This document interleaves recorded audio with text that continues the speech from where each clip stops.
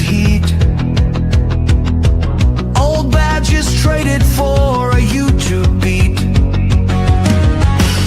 Steve behind the lens with a steady hand, telling stories of the law across the land.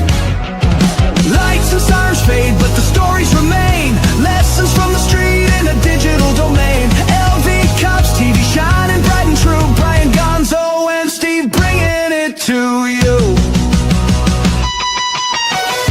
Chasing shadows in the Vegas night. Now they teach the world wrong from right. Old scars still ache, but the mission's clear. Through the lens they fight to persevere. Lights and sirens fade, but the stories remain. Lessons from the street in a digital domain. LVCopsTV, shining bright and true. Bryon, Gonzo, and Steve bringing it to you.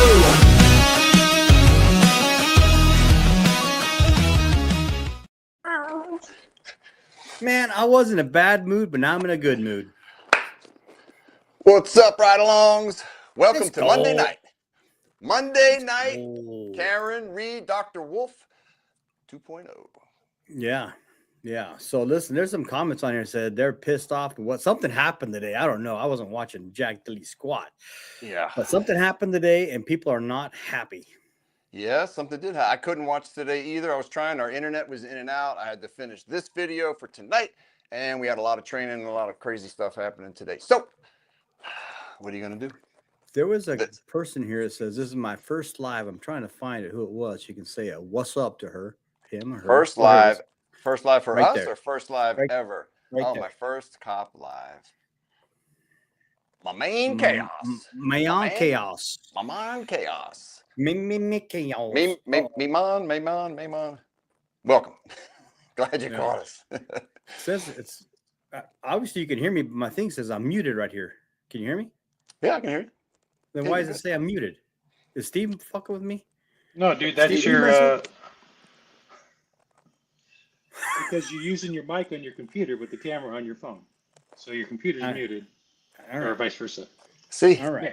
nothing but the best here. I thought you guys are still mad at me for breathing on the damn microphone yesterday or last time. Friggin' Darth Just Gonzo. now. Dude, I am like a foot away from my mic, man. I don't know what to tell you. It wasn't me, people. My mic's right here, right? This is my mic, right there. You don't hear nothing out of me. All right, yeah, you hear. You ready, guys? Ready to have fun? Yeah, we're Yeah, ready. it's, We'll be bringing it to you. Yeah. Hey, Bryon, go ahead and tell us what we got, what you recorded, so we kind of know what direction what to expect in. Well, the first part of it, first 20 minutes or so, is Jackson getting testimony from Dr. Wolfe. And then I wanted to show the cross with Brennan because he goes after Wolfe hard. And I didn't want to sit through, obviously it was 8 hours, 10 hours of testimony. So I got it cut down to an hour, 20 minutes, hour and 25 minutes. So no need to watch all the rest of it, right? We're good to get the key points, the good stuff, put some stuff in there, have a little fun. So, and the volume is good, people. The volume is so good, your ears might bleed. Okay. Okay. So I want to remember how we had high hopes for Officer Barrows. Remember? Then he just said, Barrows? "Yeah, I have shitty memory." Well, Right. yeah. I mean, it was, we were informed. Sorry, allergies. He was in a head-on collision, with a DUI. Drunk driver hit him and almost killed him. Oh shit. So yeah, and I didn't know that either. But Barrows, it's not that he didn't do bad. He didn't do bad at all. It's just, he got a little razzled, but it's okay. He's human. He was in a bad accident. Maybe his memory is messed up. And if it is, I mean, it's okay. It happens. I mean, the guy was in a horrific accident. What are you going to do? There's nothing. All right. You can't do nothing. So, but no, he did good. All right. Let's see All what right. the Hanky Panky and Action Jackson have to do. Yep. We're going to get busy tonight. It's going to be like an 18-hour day for Gonzo and I. So Let's rock. let's rock it. Dr. Wolfe, where are we on the chart? I've lost my place. I think hypothesis. Hypothesis. Okay. let's describe, if you would, please, what role hypothesis plays in the general scientific method. Well, I'm lost already. So generally, it's like I said, it's an if-then statement. So You'll pick up just like that. if you make a statement, if the arm contacts the taillight, then the taillight will shatter, right? So you want to do tests and experimentation and analyze that data to see whether you Correct. can accept or reject that hypothesis. Correct. And what's the next stage? So as I mentioned, after hypothesis, it's once you've determined that, what your hypothesis is, you want to test with experimentation, analyze that data, and that certainly may be an iterative process that you do multiple times to then be able to draw a conclusion from that analysis and testing. What's the next stage? To basically report those conclusions and findings. Yeah. Why is it important to report those conclusions and findings? Well, I think so that you can, whether you can accept or reject the hypothesis that was put forward earlier. Do you have to analyze the data following the testing that you undertake? Yes, like I mentioned, I think it's an iterative process, because certainly you could do one test and it may not be clear what the answer is at that point. So you may have to do additional tests to basically parametrically evaluate your hypothesis. Did you see this well, let me ask you first, did you undertake this scientific method with regard to your reconstruction or your testing in this case? Yes. Did you observe this same scenario in Dr. Welch's report? Sustained as to that, Mr. Jackson. Did you see this undertaken anywhere else? Sustained there. What the? Did you look for testing in Dr. Welch's evaluation, all of his data? Yes. Did you find any No. other than the static blue paint test? That was the only test, correct. Did you see any force dynamics testing? That's leading, so you can Sure. get to it without that. What about any other testing? Anything else that we've talked about? Do you see anything else done in Dr. Welch's? As it report? pertains to an analysis to the taillight and the damage and the forces, no. Let's move on to the next slide. Did you actually undertake testing in furtherance of the scientific method? Yes. Let's move on to the next slide and you can describe what we're talking about. What are we looking at here? So you're looking at a test matrix of the various tests that we conducted at ARCA. I could go through them one by one if you want. Let me ask you foundationally, was your testing directed toward determining whether or not the scenario proposed in Dr. Welch's report was consistent or inconsistent with what you would find ultimately? The objection sustained. Of course it is, Bev. Of course. Was your testing specifically designed to determine whether the damage to Miss Reed's vehicle, her Lexus, was consistent with the scenario that was proposed by Dr. Welcher? That's sustained too. Ask it differently, Mr. Oh, shit. Jackson. What was There's a your fucking surprise. testing? What were you engaged in terms of your testing? What were you trying to find out? Well, I think it was to, again, we talked about earlier about that hypothesis, right? My understanding, Dr. Welcher indicated that the arm contacted the taillight, but there was no analysis or testing to determine what's the expected outcome of that. What's the damage to the taillight? It's like, So you Shut this answered the down. first question. I'm striking that second part. Ask another question. Was there anything else? I think simply put, it's to find out what happens when you impact an arm with a Lexus taillight at various speeds. What happens? What Yeah. was your understanding of Dr. Welcher's hypothesis? That's sustained. Did you have an What understanding of Dr. Welcher's hypothesis? That's sustained too.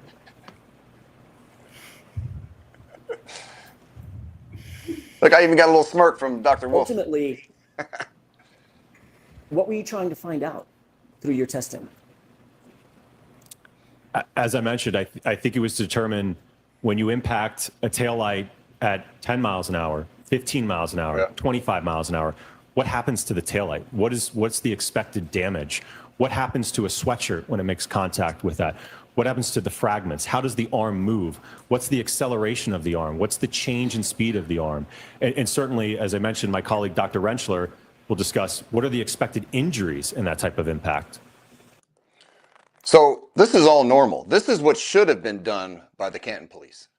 Everything that he's saying, that Dr. Wolfe is saying, should have already have been done first try. I'm surprised that Brennan has not objected on when Dr. Wolfe is saying something. I Dude. object, witness. You can't. Wait till it gets better. It gets better. Because Dr. Wolfe at one point stops and goes, "You're shaking your head at me." He goes, "You don't know what to do." So, all right. Sorry. Subliminal messages. Yeah. Did you see any of those questions answered in Dr. Welcher's report? Oh, hell no! Ask it differently. What did you see in terms of Dr. Welcher's report as it relates to those types of questions? You got sustained. Ultimately, did you undertake a methodology to perform the testing to answer the questions that you've just explained needed to be answered for this jury? Yes. Describe that, please.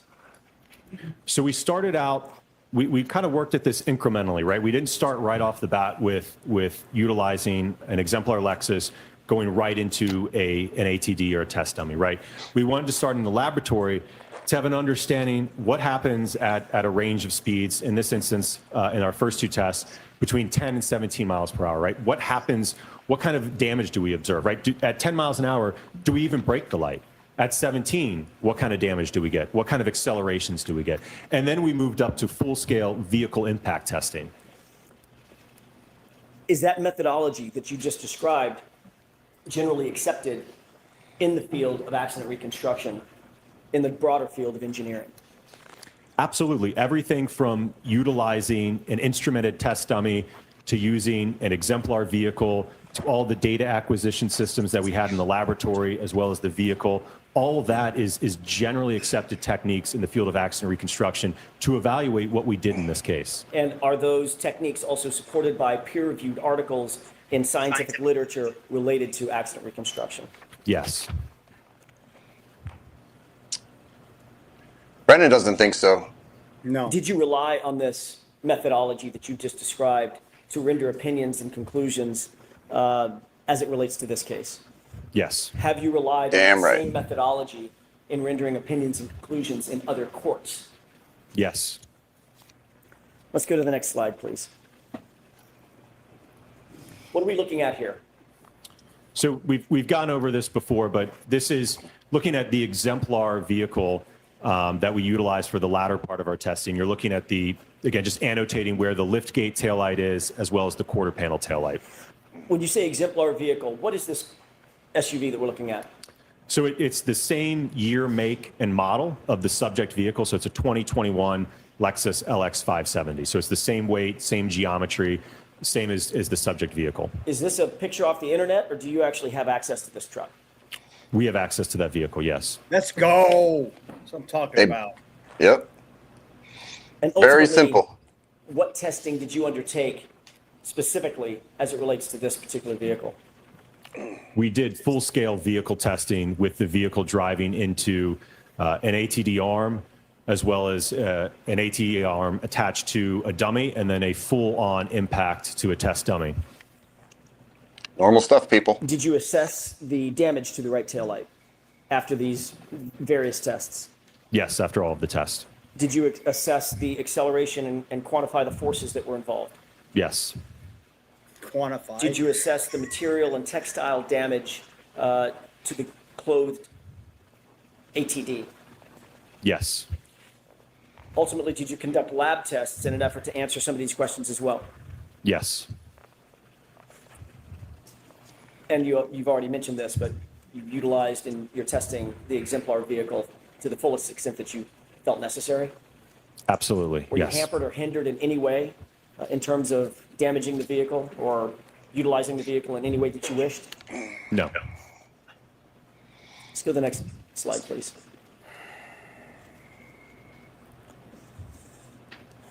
What are That's tests what an A and education B? gets you. What are those laboratory tests? So these were the initial 2 tests that we did. What's that, G? I said, that's what education gets you. Yeah, dude, Right? Dr. Wolfe is a stud. Like, I don't even know why Brennan comes at him so hard. You know, there are a couple people in this planet you don't debate or, you know, try to mess up, trick up, you know, is Dr. Wolfe. Well, the thing is he has to do it because he's absolutely making his Yes. expert Yep. look like he just graduated kindergarten. He does. I mean, he's doing what he is paid to do. So Yeah. we can't diss can't diss on him for it. Excuse me. But he's getting paid for it. I mean, you know, he's doing his best. To get an idea of starting to test this hypothesis. As I mentioned, we weren't sure at 10 miles an hour what would happen to the taillight. We wanted to see what would happen at 17 miles an hour with the arm. So again, it was to evaluate from a starting point what happens in this interaction based upon how Dr. Welcher had his arm oriented in his PowerPoint and analysis. Next slide, please. What is this? So you're looking at a photograph of our lab setup. You can see on the left side of that is our Hybrid 3 anthropomorphic test device. To the right is a linear impactor, and this is something we already have in-house that we built years ago for our testing that we do for the National Hockey League when we're looking at, you know, what's the accelerations on an impact to a goalie wearing a helmet, right? We use this same device for that type of testing to measure head acceleration. So we applied this same linear impactor to be able to project, if you will, or accelerate the taillight at a known speed into the ATD arm. What are some of the instrumentation that you use in addition to the mechanical impactor? What's some of the instrumentation you use to track the data? Certainly. So you could see, I'll get my, see around here. So at the top here, there's a blue camera here. There's another blue camera here. So these are our high-speed cameras. And you'll see there's a bunch of lights around those high speeds. That's just because the frame rate's so high. And again, it's only sampling, you know, a very, very short amount of time. So you have to have a lot of light when you do these high-speed tests. So we have the high-speed cameras running. We have an accelerometer mounted to the ATD arm here on the other side.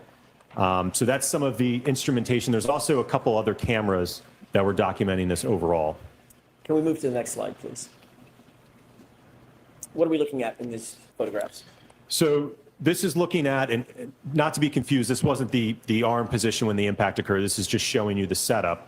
So on the left is just kind of an overall shot. And then on the right is, right here is a uniaxial accelerometer. So that's going to measure, we talked about that term earlier, right? The acceleration. So that's going to measure how quickly is this arm changing its speed, right? What's the acceleration of the arm as it's impacted? Yep.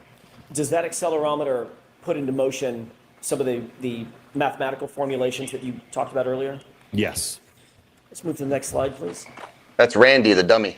Tell me Gonzo. about these photographs. His name's Randy. Oh, So all right. the importance of that's this where is RIP comes from. more specifically looking at the right photograph here, might be a little bit hard to see, but we wanted to get the same exact sweatshirt or hoodie for the testing to evaluate if the taillight breaks, is there a mechanism for the fragments to penetrate and cause holes in the sweatshirt as were observed in Mr. John O'Keefe's sweatshirt? Next slide. Were you successful in finding the exact replica sweatshirt? Yes, and I will note, as I mentioned, I know it probably is hard to see, but the material blend on the sleeves are the exact same. They are 60% cotton and 40% polyester. Was it important in your mind to maintain consistency with the data that you had received concerning John O'Keefe's clothing? Certainly, I think we wanted to try to control as many variables as we could. Yeah. Yep. That's how you do it. Let's move to the next slide, please. Test A. Describe test A for us, please. So you're going to see a series of photographs and then videos, but test A was mounting a preconditioned taillight on that linear impactor to accelerate it into the hybrid 3 arm to, again, evaluate the damage to the taillight and the acceleration to the arm. Let's move to the next slide, please. What are we looking at in these photographs? So you're looking on the left, a photograph just before the impact test was conducted. On the right, you're looking at a thermal image that is depicting the temperature profile of the taillight. Describe that thermal image.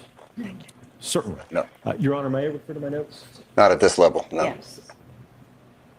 Even Not at the almost judge any is level. Even the judge is involved,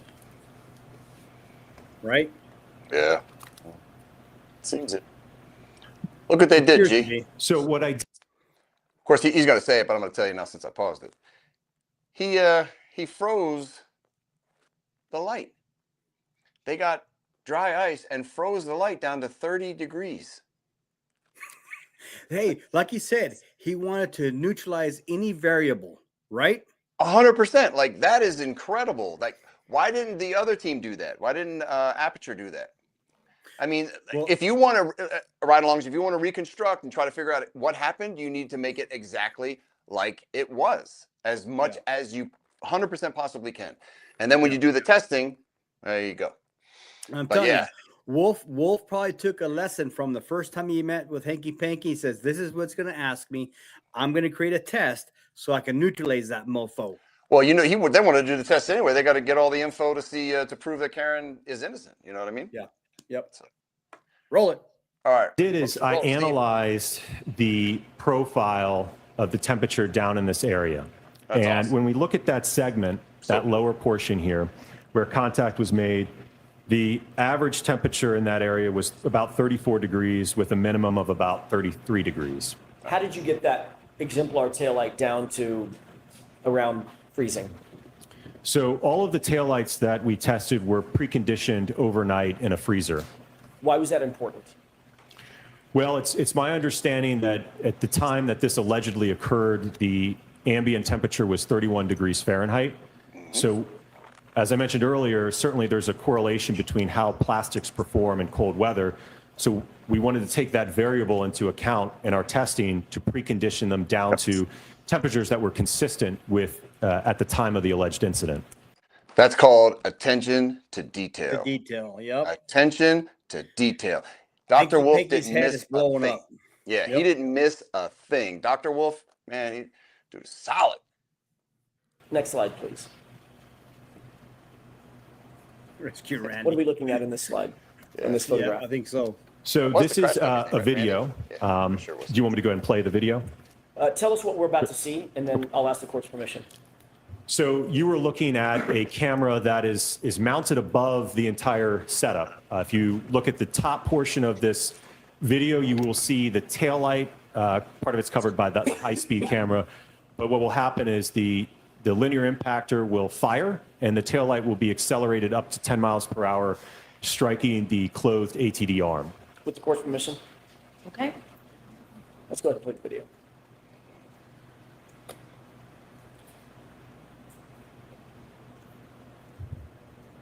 It's a good little smack. Yeah. Yeah. Next slide, please. What is this?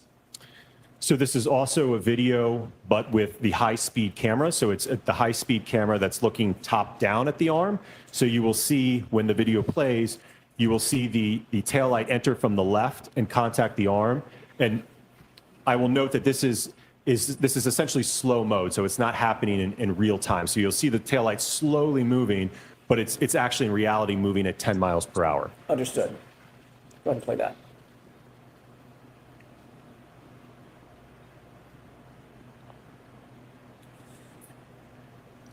It's an Can I ask a accurate question, display. now that that's played? How did you mount the taillight? What's that, G? That's an accurate display of the video. Even though it's going 10 miles an hour, it's accurate. It's Yeah. like old, what's his name? Buchanan saying the video's inverted, but it's still the same. Yeah, Buchanan, yeah. It's inverted, but it's still the same. It's the exact opposite. How is that the same, dude? Exactly. to the accelerator, that linear accelerator? Right. So we had to get a little bit creative there because you may have observed this when we had the physical assembly out earlier. The back of that, it's not some nice clean surface that we can just bolt on. So what we had to do is 3D print a bracket that we could bolt onto the linear impactor, and we used a polyurethane expanding foam to be able to marry those two together so that we could then bolt it onto the linear impactor to use it for this test. That's Did awesome. you see any debris from that foam mounting mechanism? Yes, there's a few flakes you can see of that polyurethane foam off the backside kind of going into the being dispersed there. Okay. With regard to this particular 10-mile-an-hour test, what did you note in terms of the damage to the taillight? It was very minimal. And what did you note in terms of any damage at all to the hoodie? Nothing. There was none. Yeah. Ain't gonna be. Can we go to the next slide, please? What are we looking at in this slide? So this is looking at a side view. So same test, just looking at it from the side. And similarly, you'll see the tail light come from the left and impact the arm. If we could play this, please. Boom. What did you note in terms of deflection of the arm, the test arm? Well, the arm essentially, and we'll see this in the data later, it reaches a common velocity with the tail light based upon the portion of the arm that was contacted, again, consistent with how Dr. Welcher has it oriented, it will become accelerated up to 10 miles an hour roughly. Over So this is- approximately what period Pause of it, Steve. time Pause it. is that arm? So this is the exact same angle that Dr. Welch tested on. Mm-hmm. So he's doing the exact same test, Mm-hmm. the one test that he did, right? Correct. To nullify it. Okay, I Yep. get it now. I get it. Yep. All right. Interesting. Accelerated up to 10 miles an hour along with the taillight. We'll see it on the data plots. I think it's about 10 milliseconds or so. How long, do you know how long an eye blink on average takes? Off the top of my head, no, I don't. Probably pretty quick. It's quick. We're around 250 milliseconds. I blink a lot. Does that It's sound quick. right? Sustained. Um, Who cares? How fast is the let's blink? move to the next Sustained. slide, please. Objection. It's relevant to the case. What are we looking at in this series of photographs? So these are extracted frames from the high-speed video that we just saw on the previous slide, basically showing just at contact, just after contact, and then post-contact, so you can see the kinematics of the arm and how the arm is moving. There's that word again. Let's move to the next slide, please. What is this photograph? So this is photographs taken of the taillight after the 10-mile-an-hour test. I will note that there was a couple small fragments of the clear portion of the assembly, the outer lens that was missing from that turn signal area towards the left here. There was a couple fragments missing, and then there was some small fracturing here in that area. How would you describe the damage to the taillight in the 10-mile-an-hour test? If I may go to the next slide, I think it might. Sure. So this was the totality of that damage at 10 miles per hour. So I would describe it as minimal killer right and there. superficial. Yeah. Next slide, please. There's your killer. There's your biter right there. Oh. What is this? So this is the photograph that I just shown you compared to that of the subject taillight so that you can have a side-by-side comparison of the test taillight compared to that of the subject. Were you able to reach any opinions and conclusions about whether the damage to the subject taillight is consistent with striking an arm at 10 miles an hour? It's inconsistent, in my opinion. Next slide, please. This is still test A, is that correct? Correct. Were you able to reach any opinions or conclusions as to whether or not the damage to Mr. O'Keefe's clothing is consistent with being struck by the taillight at 10 miles per hour? What I observed from the test is that there was no mechanism to create any of the holes that we observed on the subject sweatshirt. Do you hold that opinion to a reasonable degree of scientific certainty, Yes. as well as the former opinion that you just gave us? Yes. Next slide, please. What are we looking at in this graph? So this is a graph that shows on the next graph, you're going to see a 24 millisecond window. So what I want to show you on this graph is what does that look like over a full second, so you can have an appreciation of just how quickly this is occurring. As you mentioned earlier, I think your comment about a blink of an eye, this is even shorter than that.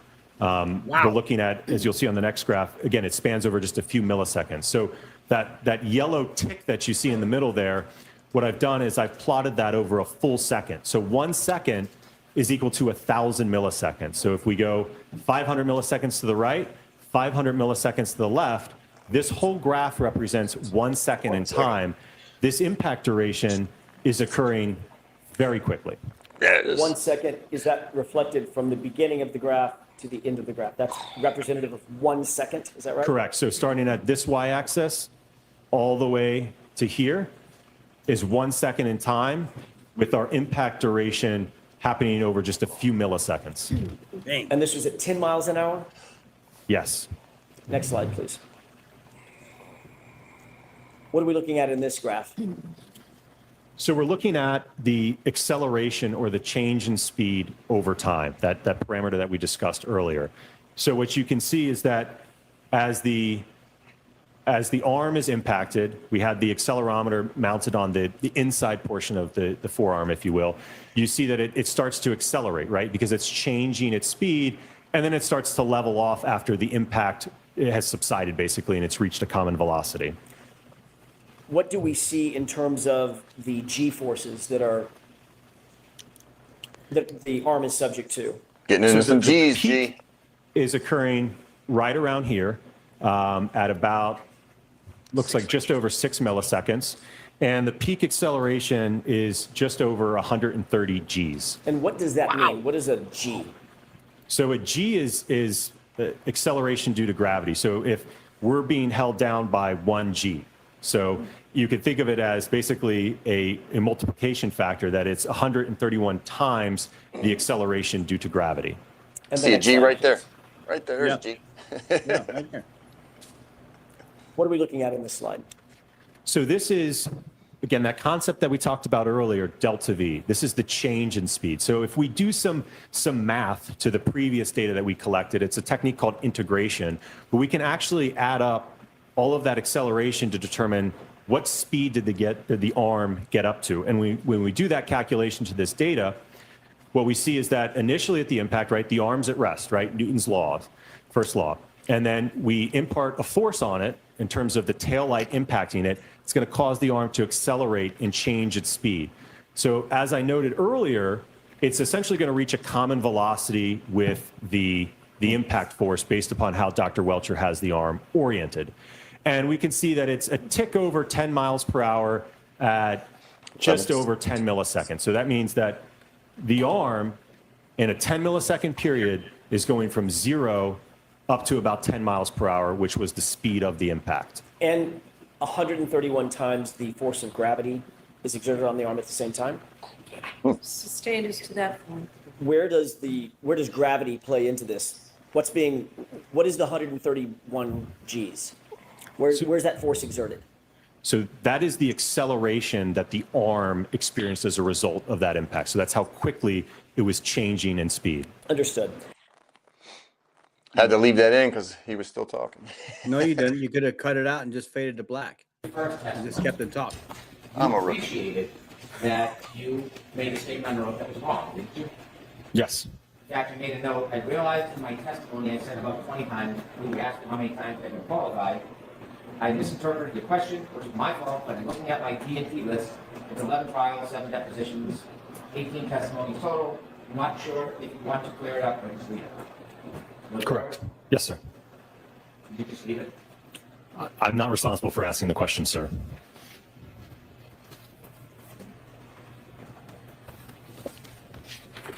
Let us know if the volume gets too loud. I turned it up just a little bit because Brennan walked away from that mic, and I'm telling you, he does it on Have you ever purpose. heard the terms confirmation bias? Yes. Do you know what confirmation bias is generally? Generally, yes. Do you think that you suffer from any confirmation bias in this case? No. Do you have any close family that supports one side over the other? Not the facts of the data, but one side over the other. Who cares? Close family? Yes. Not that I'm aware of, no. Wife? My wife? Yes. I don't really know what her thoughts are on the case. Approach? Yes. I can't even believe he even said that. I can't believe he even said that.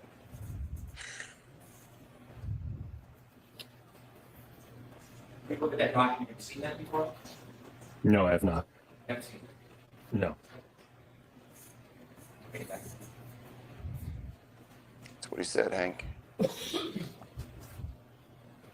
You're unaware of anything that may influence you to lean one way or another? Correct.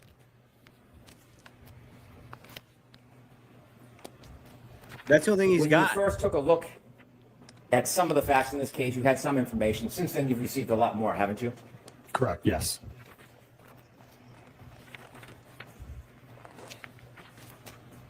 Part of your testimony today to this jury was to provide opinions that you do not think that the holes in Mr. O'Keefe's clothes are consistent with some type of collision.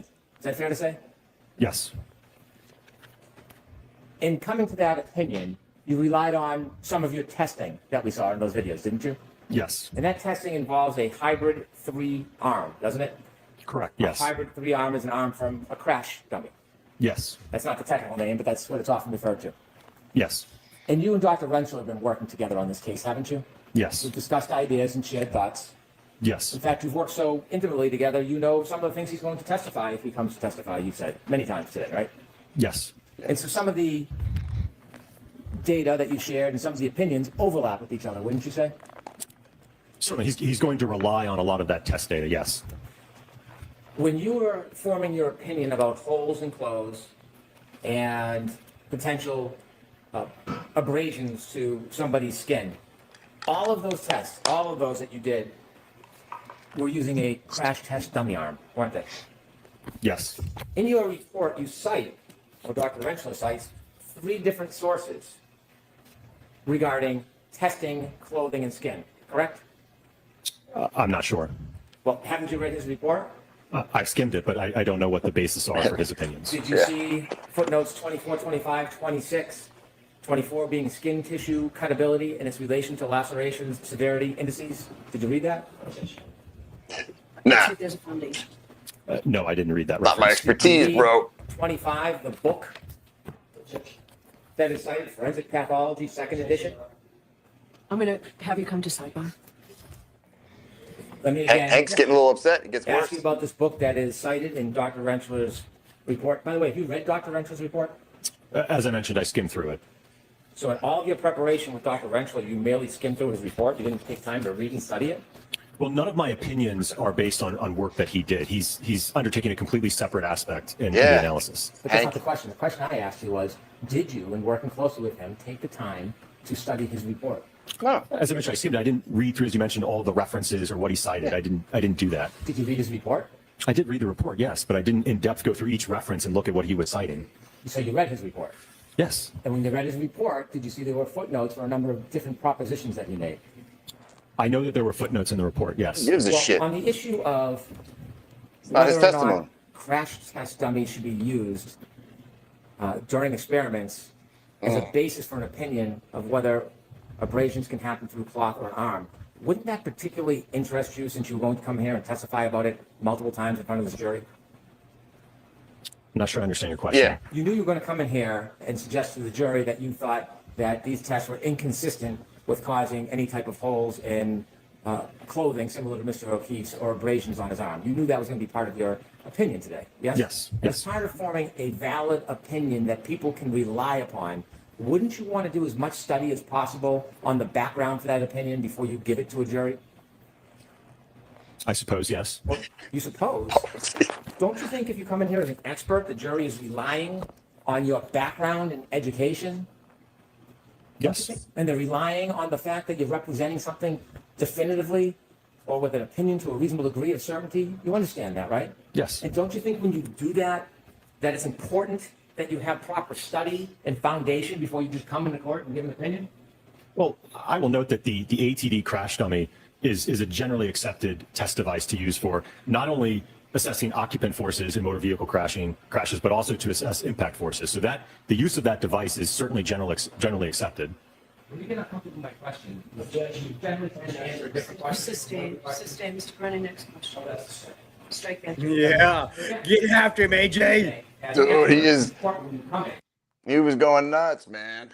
Dude, if I was Wolf, I would have said, are you referring to the one test that your expert did compared to our 6 or 7 tests? Is Right. that what you want me to rely on? No, I'm going to do more testing to blow your shit out of the water. Yeah, buddy. Yeah, and the fact that he's coming at him this hard, that's why I put on the screen, but you couldn't see it because I forget that our ugly mugs are on the screen. But it said, I'm a doctor, bro. Yeah. You're an idiot. Yeah. What else you got? 'Cause I'm a you're doctor. You're literally breaking this guy's balls about, what he's done and how he's prepared. Dr. Welcher's is a different testimony. That's not his Yeah. area of expertise. What Yeah. the? Yep. Hate Hank, man. Hate him. Hanky panky. And like the comments, yeah, I know we all hate his voice, people. I know you're suffering right along with us. Sorry, but we got to listen to his voice. You're going to present an opinion based on science or engineering or whatever you Thank want you, to, Emily. that you study the Thank you, basis of that opinion before you give it. Yes. When you saw in Dr. Rentzler's report references to this very issue about what should be used when you're doing demonstration or study of what would cause tears to clothing, weren't you interested in the basis for those opinions? Well, again, it was something where Dr. Rentschler and I worked together, and we were in agreement that we could utilize the ATD arm closed. Yeah. Can't use a real When you human. decided to have an agreement that you could use that arm, did you read the book that he cites in support, Forensic Pathology, 2nd edition, Vincent J. DeMaio? Did you read it?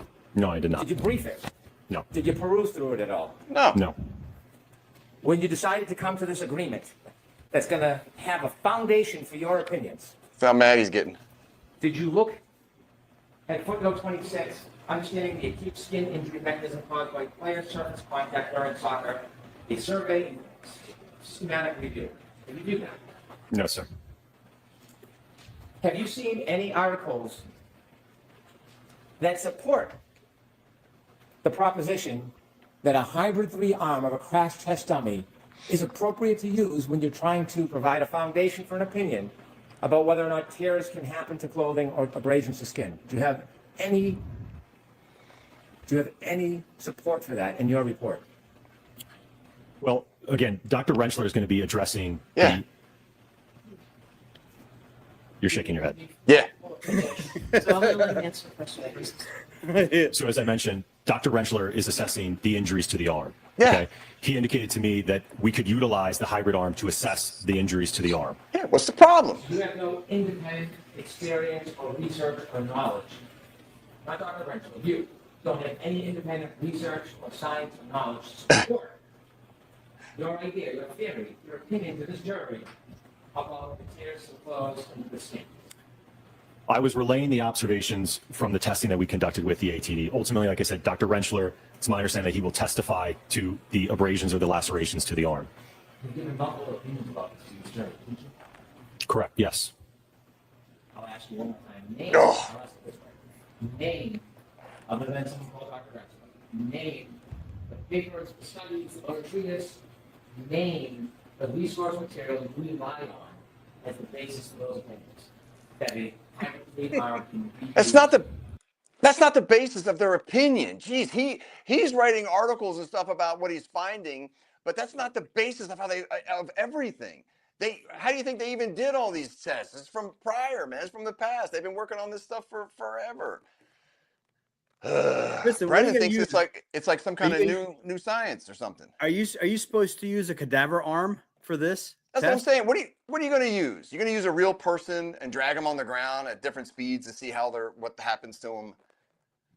Brennan is trying to make Dr. Wolfe look a little bad, but Yeah. he's not doing it because He can't. you can't do a test like that. You have to use a test dummy for the exact just to see if there's even a snag that happens on the shirt. Right. You're not going to catch Dr. Wolfe. He's an expert in physics, right?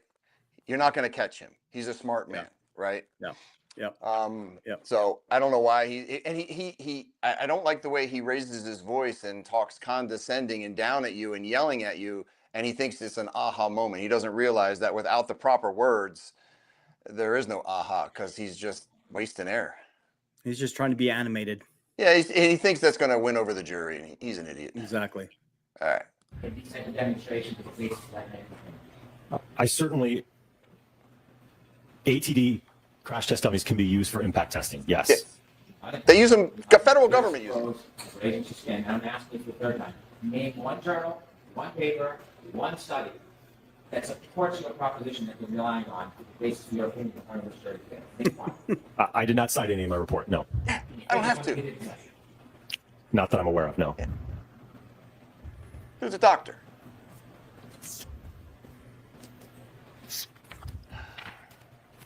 Hang in there, Dr. Wolfe. Yep. Don't lose your cool. He doesn't.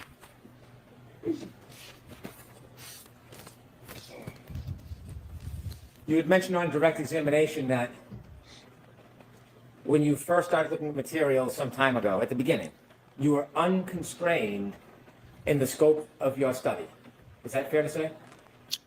Are we talking about 2023? Yes, we are. Okay. Yes. You were unconstrained. You could have done anything you wanted to. I don't know about anything. When you Within said reason. unconstrained, what did that mean? Well, the agency that retained us didn't ask us to do specific work per se or specific tests. You didn't do any type of crash test at that time, did you? Not like was demonstrated today. No. Instead, you started a working theory that perhaps a glass was thrown at the rear taillight of the defendant's car? Yes. Did someone suggest to you that was a theory? No. It's just something that you and Dr. Retrial thought up together? Yep.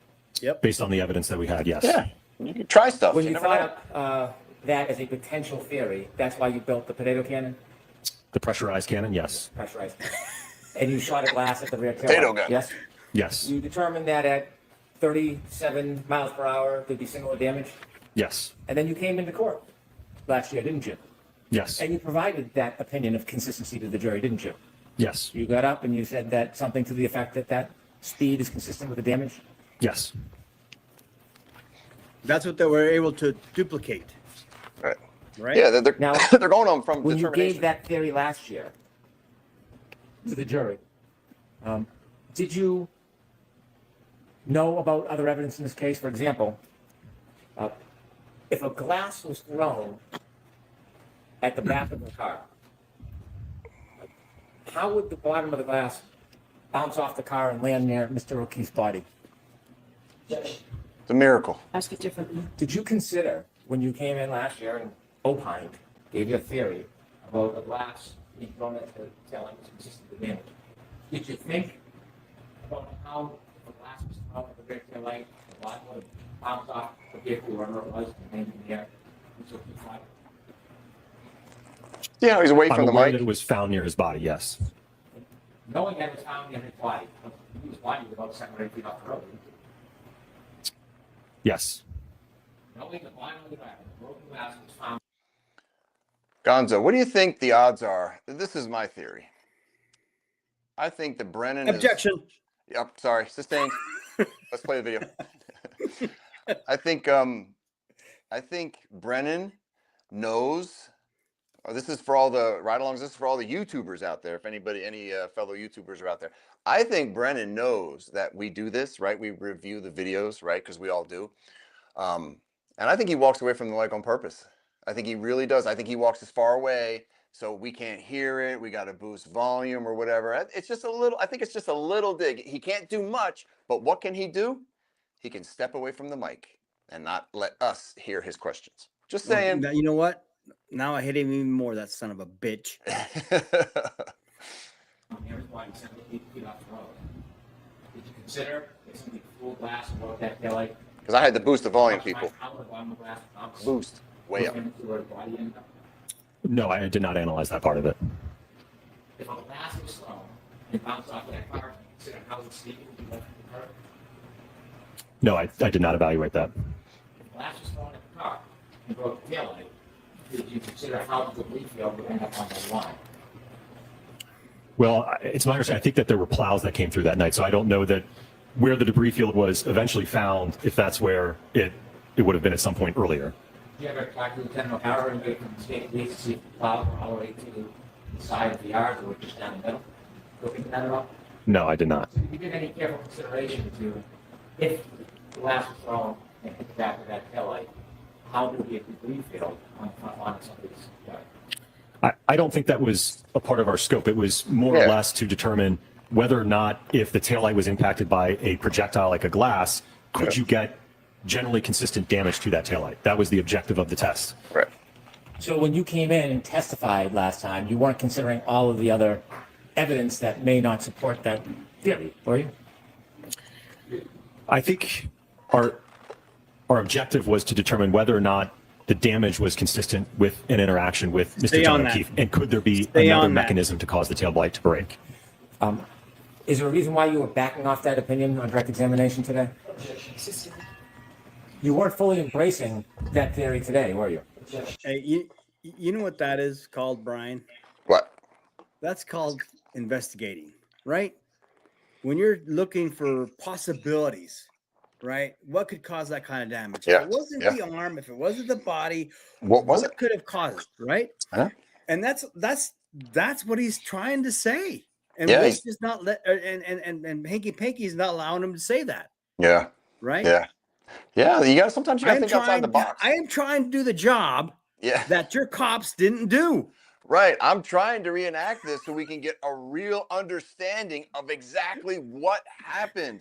Because we're not going to find out everything, but at least Dr. Wolfe is literally trying to find out from piece to piece what could have happened to Officer O'Keefe. Right. Yep. And we know that the taillight did not cause all that damage to that arm. No way. Yep. No way. I'm sorry. Yep. Mm-mm. Yep. Yeah, it ain't happening. I'm going to allow that. I don't know if I agree with that.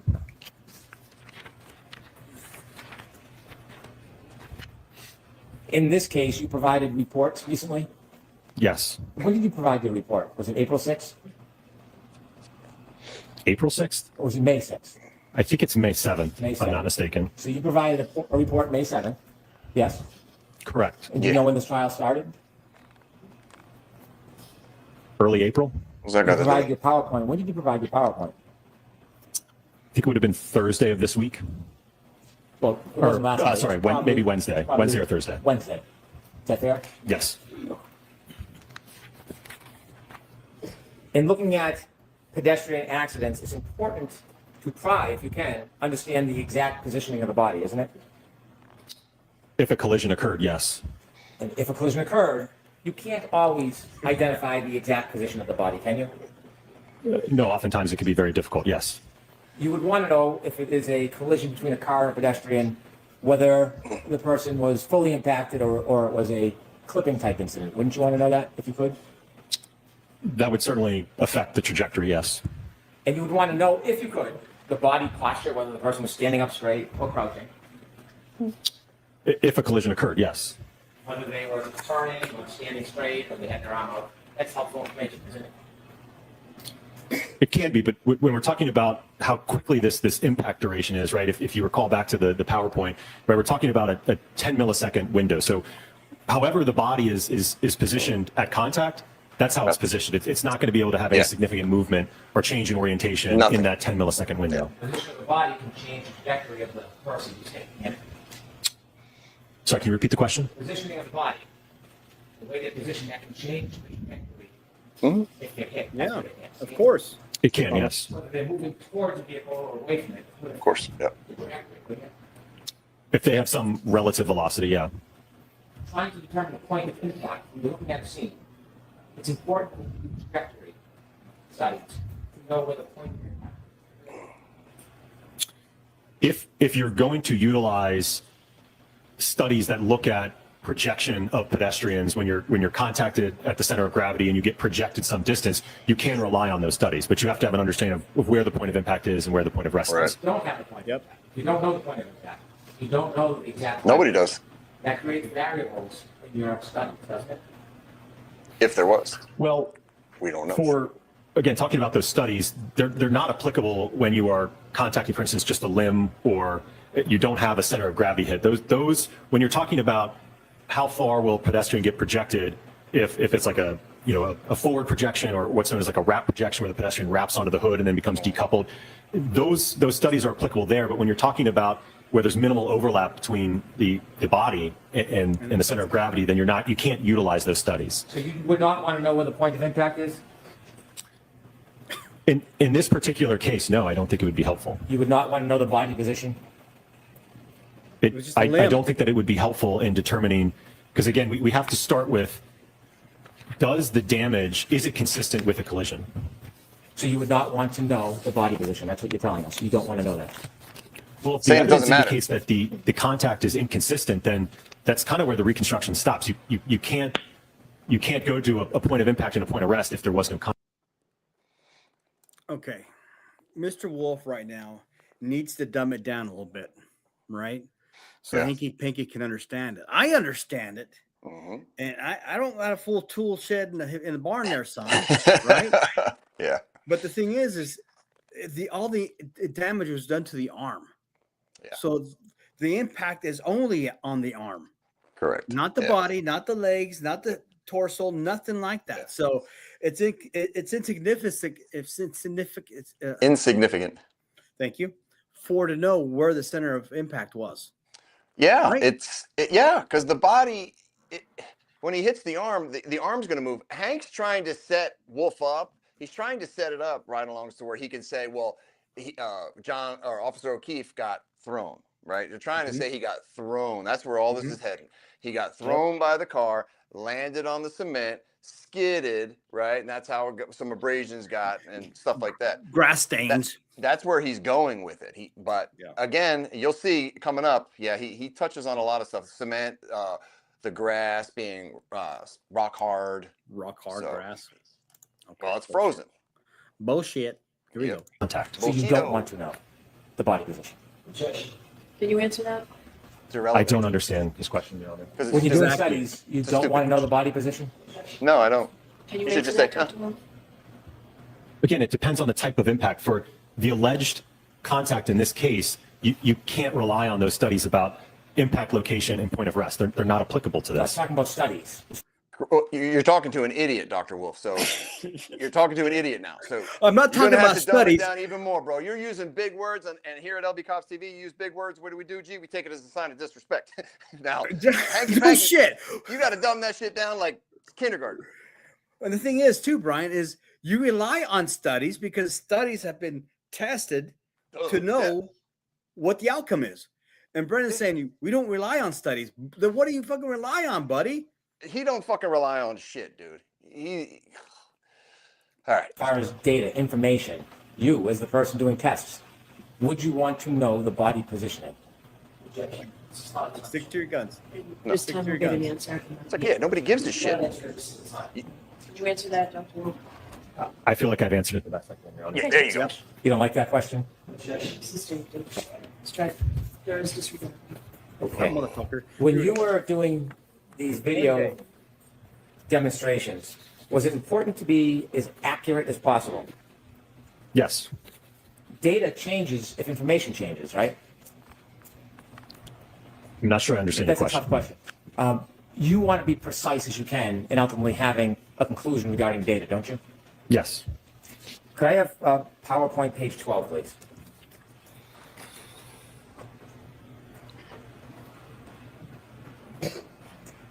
Now look at force is on a the prick. bottom. The first letter F signifies force, correct? Correct. And the last two letters, MA, signifies mass. Yes? Correct. That's a very important part of that equation, isn't it? Yes. If you change the mass, it can change the whole analysis, can it?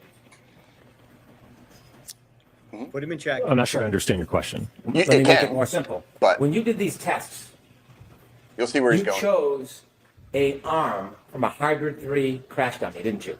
Yes. You can take that down the scale. Now, when you made that choice, you knew that John O'Keefe's arm, based on the statistics and his weight of being 216 pounds, you knew that his arm weight would be 11.8 pounds, didn't you? Yes. And you knew that he was 6'1" tall. Yes. When you decided to choose an arm in this case, You didn't choose the arm closest to his weight, did you? It was representative enough, yes. It was representative enough. It was close enough, yes, sir. Close enough. Wouldn't you want to get an arm most closely related to his actual weight? I don't know that you can have custom-made ATDs. You probably can't custom make them, but they have one that's 12 pounds. You know that, don't you? Are you referring to the 95th percentile? Yes, I am. Yes. So there's a 12-pound arm. Mr. O'Keefe's is 11.86 according to the statistics. You know that, right? Yes. You looked it up. Yes. You didn't tell us that on direct, though, did you? I don't believe I was asked that. No. Instead of choosing the 12, What do you think, chat? You think you should have used the 12-pound arm? I would like to know what the weight was that he used, right? It's coming up. It's coming up. That's why I paused it real quick. I wanted to see what the chat thinks. You're going to see. 12-pound arm, which is 0.12 difference, you chose a much lesser weight, didn't you? It was about 10 pounds, yes. No, it wasn't about 10 pounds. It was less than 10 pounds. Let's be exact. You're a scientist. Let's be as precise as possible when we're talking about data. It was less than 10 pounds, wasn't it? I think according to the spec sheet, I think it's 9.4 pounds total. 9.38. 9.38. Keep coming up a little bit. 9.38 pounds. Just tell it what it is, Staying in man. that May I point. approach? Yes. Just keep it what it is. It's 9.38. It's 9.38. Showing you a photograph. Is that a photograph of your materials in this case? Yes. In that photograph, it shows the arm that you used in your studies, doesn't it? Correct. And it shows that that arm weighs 9.38 pounds, doesn't it? Yes. And that is less than the 11.86 pounds of Mr. O'Keefe's arm, yes? Correct. Yes. You didn't put that photograph in your PowerPoint to make it clear to everybody you were using an arm that was a much lesser weight, were you? No, I didn't put that photograph. Can I get some evidence, please? Okay. Any objections, Mr. Jackson? Because it's irrelevant. Yeah. But Just give us a minute, let them court reporter mark it. Hank tries his best. 17. Yes, now you can play it. Now he's going to This is break the arm balls. that you used in all of your videos, right? Correct. Yes. And you can see, could you zoom in, Ms. Gilman, on the weight? 9.38 pounds. Yes. Okay. There's a bigger difference between 9.38 and 11.86 than there is 12 and 11.86, isn't there? Correct. Yes. So when you do the math, and have you done the math before on this? Oh, shit. When you do the math, it's 26% difference, isn't it? Yeah. In terms of more force. No, No. mass, weight, 26% difference, Okay. right? I'm going to trust you. Yeah. Well, do you have a calculator? I do. Can you do it? Sure. Okay. Hank's like, And make sure before I'm you do right. that, you took this from Mr. O'Keefe's 6'1". You used a crash test dummy that, what is the height on it? Well, the ATD, I believe, is 5'7". The Rescue Randy, I think, is 6 feet tall. We'll talk about the Rescue Randy later. We have questions about Randy. But let's talk about this. 5'9". You said 5'7". It's actually 5'9". Sorry, 5'9", yes. And it's 170 pounds? 171, I believe. Mr. O'Keefe's not 170 pounds. No, not his whole He body. wasn't 5'9". Correct. Okay. So when you do the math and you take the 9.38 pounds based on the 171 pound dog, and you look at the percentage, doesn't it come out to 5.48% total body weight? Yes. And so the difference, when you look at it, it's a 26.3% difference from his actual weight, isn't it? Correct. Yes. And so I'm probably at the 6th grade level on this. But Yeah, this you is are. very basic. Less. The more something weighs, the slower something has to go to have damage. And if something weighs less, the other part that collides and the force has to go faster. The force is going to be greater if the mass is greater. So if you throw a 5-pound rock into a window, you can throw it slower to cause the same damage as another 2-pound rock. I don't know if I agree with that analogy. You No. agree that based on the 26% difference, in order to actually be accurate, to be specific, to be scientific, you then have to adjust the speeds that you presented on the demonstrations, and you have to reduce the speed by 26%. I don't agree with that. Your math ain't You math. think that having a lighter arm, so what you're telling us is having a lighter arm will cause the exact same amount of damage to the taillight studies as a heavier arm. Is that what you're telling us? Well, if you look at, for instance, the 29-mile-an-hour impact test, that's significantly more kinetic energy. So the momentum of a 6,000-pound vehicle moving at 24 miles an hour, 29 miles an hour, that's going to overcome whatever the mass is that it's hitting at that point. Yeah. You're sidestepping my question. No, I'm not. He's answering it. Ask a question, Mr. Bryan. Just ask a question. No more. Doesn't My get- question is, are you telling us that having a lighter arm does not impact the damage in these tests as opposed to using the heavier arm? Certainly not in the field test, no. And so you disagree There you go. that when you look at the weights of those arms, do you disagree there's a 26.3% difference? Yes. You disagree. No, I'm sorry, what was your question? Do you agree there was a 26.3% difference in the arm weight that you used opposed to John O'Keefe? Yes, the hybrid arm compared to Mr. O'Keefe's arm, yes. Yes. And you are denying that there needs to be an adjustment to your calculation because the mass MA is different. You're denying that. I think, again, if you're, and this is something Dr. Rentschler, I believe, will No, I want touch to on. talk to you. I don't want to talk to Dr. Rentschler. Well, because when you're addressing the forces for injury and the mechanisms for injury, right, you would account for the difference in the weight. So you're saying that it makes no difference that you use an arm that's 26% lighter. Is that what you're saying? Fire back. Fire back. No, buddy. I don't think it would have made a significant difference, especially if you look at, for instance, if you're looking at the 95th percentile hand and the 50th percentile hand, they both weigh 1.25 pounds. They're the exact same weight. There's about a pound more roughly in the forearm and a pound more distributed in the upper arm. But that's not my question. Not what they're significant. What he's telling you, idiot, is it doesn't fucking matter. The fucking 1 extra pound doesn't matter at all. He did the equation with the 9.38 arm, and if he redid the whole testing with the heavier arm, it's going to be the same. It doesn't matter. That's what he's saying. 6,000 pounds hitting 9 pounds or 10 pounds or 11 pounds doesn't matter.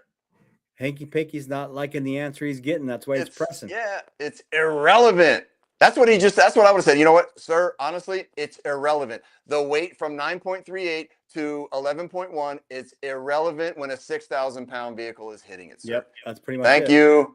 Any other questions? So, I'm asking you, are you saying under oath right now ooh, under oath, he's threatening. that a 26.3% difference had no impact on the calculations in that study? It would have no impact at all.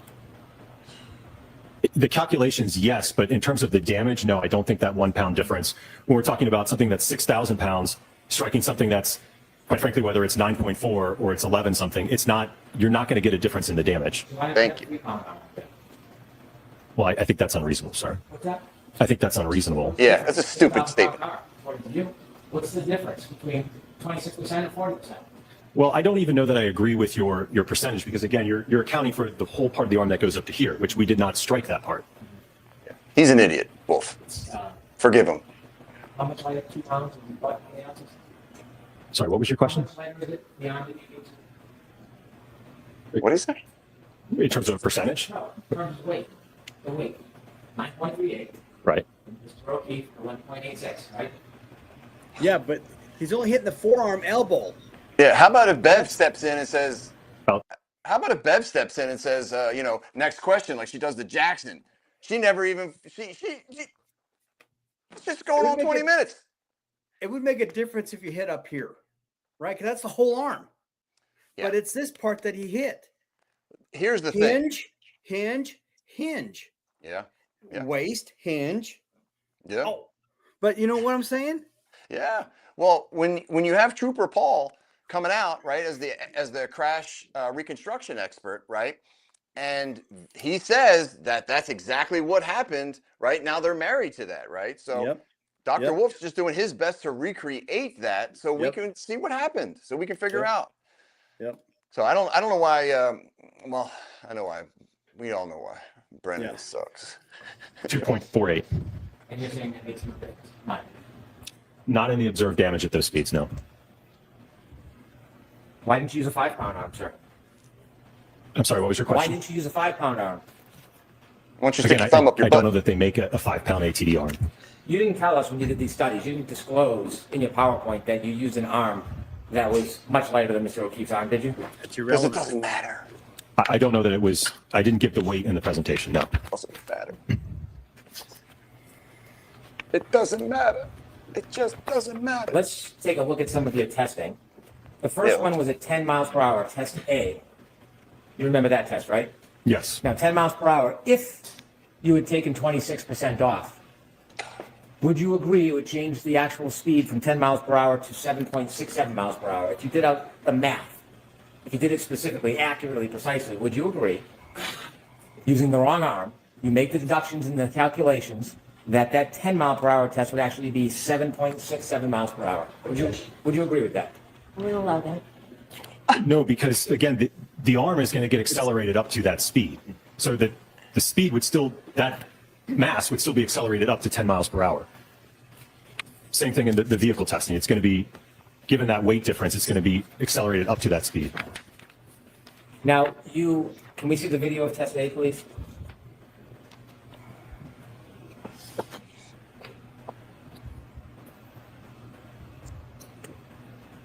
Now, this is your study, 10 miles per hour, you claim, with a arm that is 9.38 pounds, correct? Correct. Mr. O'Keefe, 11.86 pounds, yes? Yes. Yes. Okay. Now, Sure. this light on the end of this, you're trying to replicate the light on the back of a Lexus? Correct. If a Lexus at 6,000 pounds hits a person, the Lexus isn't stopping automatically, is it? Nope. No, it would move at a common velocity with the arm. It would continue to push forward through the arm, yes? Push backwards. It may, yes. And the arm can push into the light before the body turns, yes? It's got to get the scratches I don't in know there. that I agree with that, no. If and I the don't light either. on the Lexus, not at this speed, but if the light on the Lexus was broken or breaks and it hits the arm, it's not going to bounce off the arm, it's going to push through, isn't it? No. It's going to move at a common velocity with Yes. the arm. Yes. And that will move not only the arm, it will move the person's body, won't it? It may, yes. It may push the body, it may throw the body. I don't know about throw. And the light, if broken, will continue to press against the arm until there's separation. Isn't that fair to say? It could, in some instances, again, it could bounce. It could, because it's not always the same. It's a dynamic process, isn't it? Yeah. It is dynamic, You yes. could do the test many times and get very different results, couldn't you? I don't know that I agree with that. Would you get the same result every time? Close. I think you would certainly get similar results. Every time. Yeah. If you had the exact same impact location and speeds, yes. Well, that's my point. What if the impact location moved a little bit? Could it change? But it didn't. Well, I don't, is Dr. Welcher changing? I don't know if, again, I was relying on what he provided This in is his not report. Dr. Yeah. Are you changing it now? Are you changing it now Right. to fit Well, you- your? I would have said, Yeah. well, you know what? Let's start with this. You tell me where the location of the body was. You tell me the Yep. location of the incident. Yep. You tell Yep. me, and then I'll do the stuff. But don't Yep. come at me later and start, oh, well, what if it changes? Well, what if it fucking changes? I'm It going off changes- what Dr. Welcher said. Yeah. That's your expert. Yeah. Yeah. So if I'm wrong, that means he's wrong. Yep. And I guess we got to do all this shit again. I'm asking you. No, it's not. Okay, so jurors No, disregard it's that not. exchange between counsel. Next question.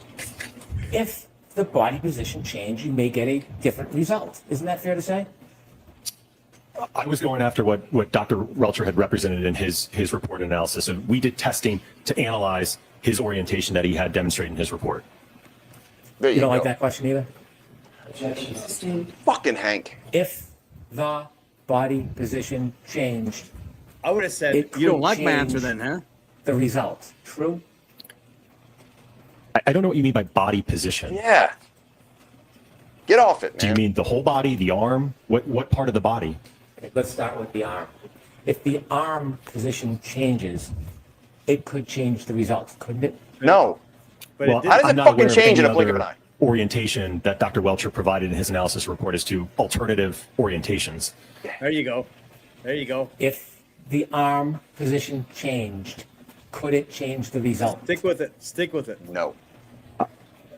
Yes, I mean, I presume if you don't have your arm on the taillight, then yes, you'll not gonna probably get get a different technical. result. What if it's bent in a different way? Could that change the result? But you Again, don't know how I it haven't was. reviewed anything that indicates that there was a different orientation that Dr. Welcher suggested. There you go. You're a There you go. scientist, right? You can There think. you go. I'm asking you. Just a general question over here. No, If you don't bend answer the it. arm, Don't would answer it it. change the result? Don't answer it. It could. Thank you. Okay. When a pedestrian is struck, they are not held stationary on a harness, are they? No. In this case, the crash test dummy is on a harness, Yes, he's supported. strapped Yes. by his hips or Well, he ain't pelvis. fucking Yes. floating. That's not real life. That's not how a pedestrian is usually when they're hit, right? They're not strapped to a harness. No shit, Are they? Hank.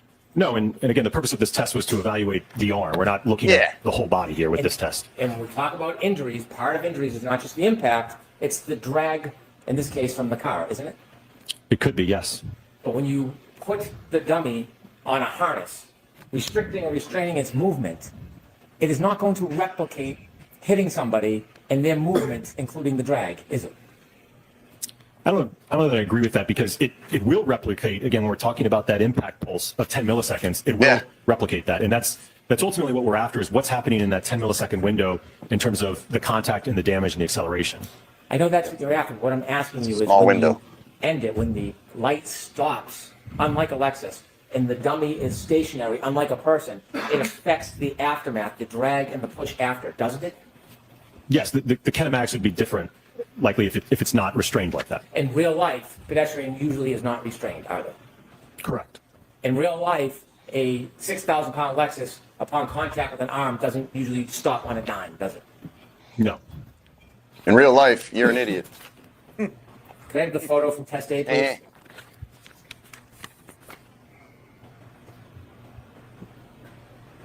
And so there is no break, but there is a crack in this light that was a result of this experiment where this light hits that restrained dummy, yes? He's really harping on this ride-alongs, and it ain't happening. We have all seen Officer O'Keefe's arm. Okay, we all know where Hank's going. He's trying to say that little thing right there. Oh, could it cause a cut? Could it? No, don't fall for it. Don't fall for it. Let's see what Mr. Wolfe has to say. Yes. And this is at 10 miles per hour in your world and 7.67 if you take off to the 26% weight. Trying to Notice get how in he's, there, dude. he's snuck in Trying to there get in after you there. take off the weight. Yeah. We can move to test B, please. He's not getting it, man. There's two videos. We can see the first one. Not getting it. And was the dummy restrained by its head as well? Yes. Was its arm restrained in any way? It was tethered, but it was free to move. This test you have at 17 miles per hour with the arm that's 9.38 pounds. Mr. O'Keefe, 11.86 pound arm.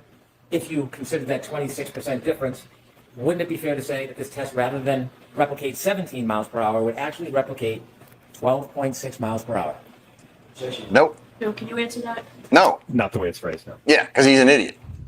And so looking at this test, test B, which you That's the say way is it's phrased. 17 miles per hour, can you do a calculation for the 26% difference, or is that No. something that you don't think is fair? Now, fuck you. You do it. I don't think that'd be a fair way to characterize it. Again, if no matter what the mass is there, if you're accelerating it, if you're impacting at 17, that arm is going to move at 17.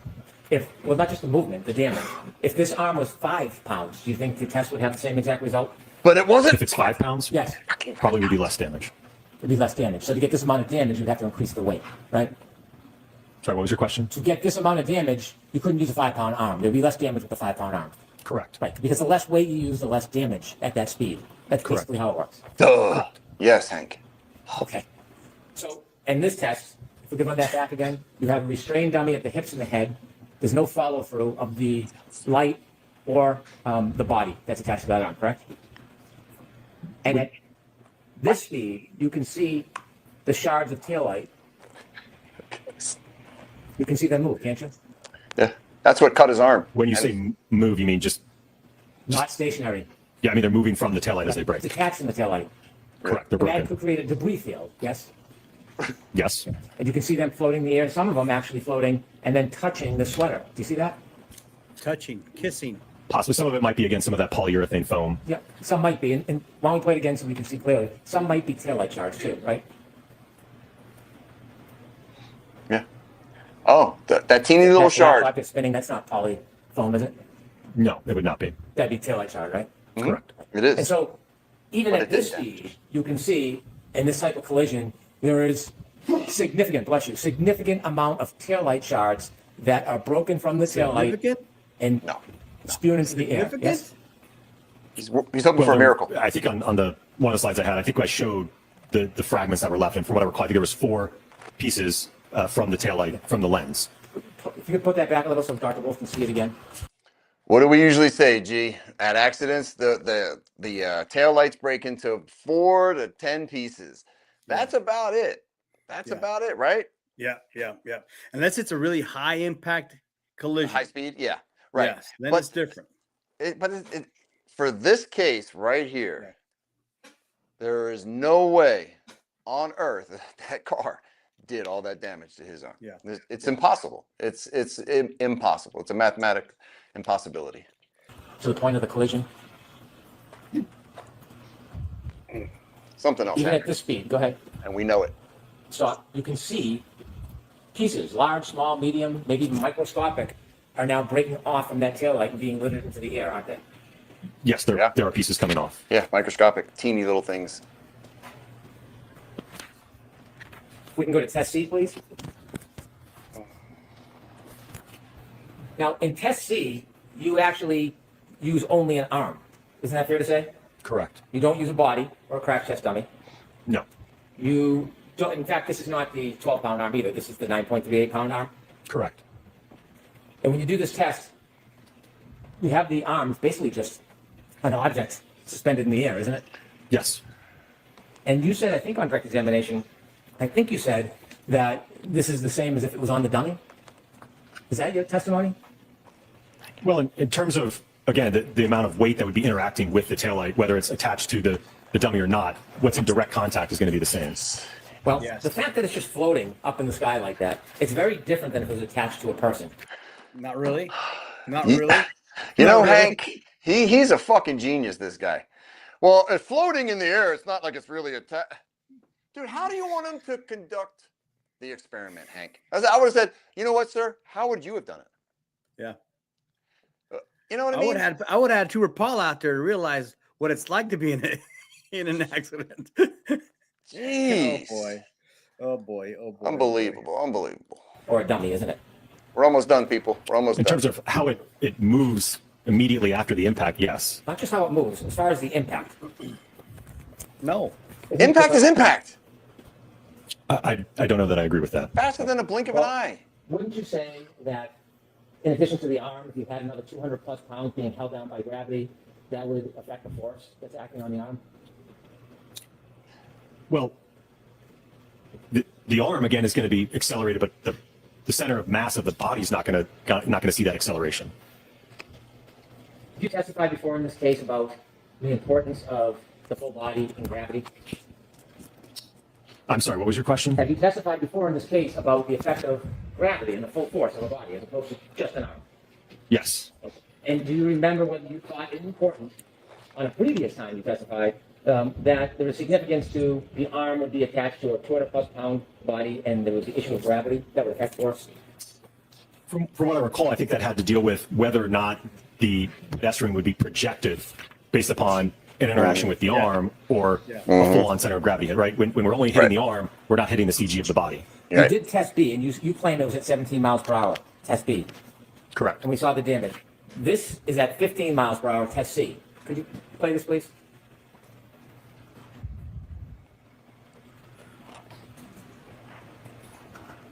It might be a delay, so you could fast forward a little bit, please. That's How a many times do you rotating think arm. that arm spun around? That's a Who pirouette. cares? I don't know.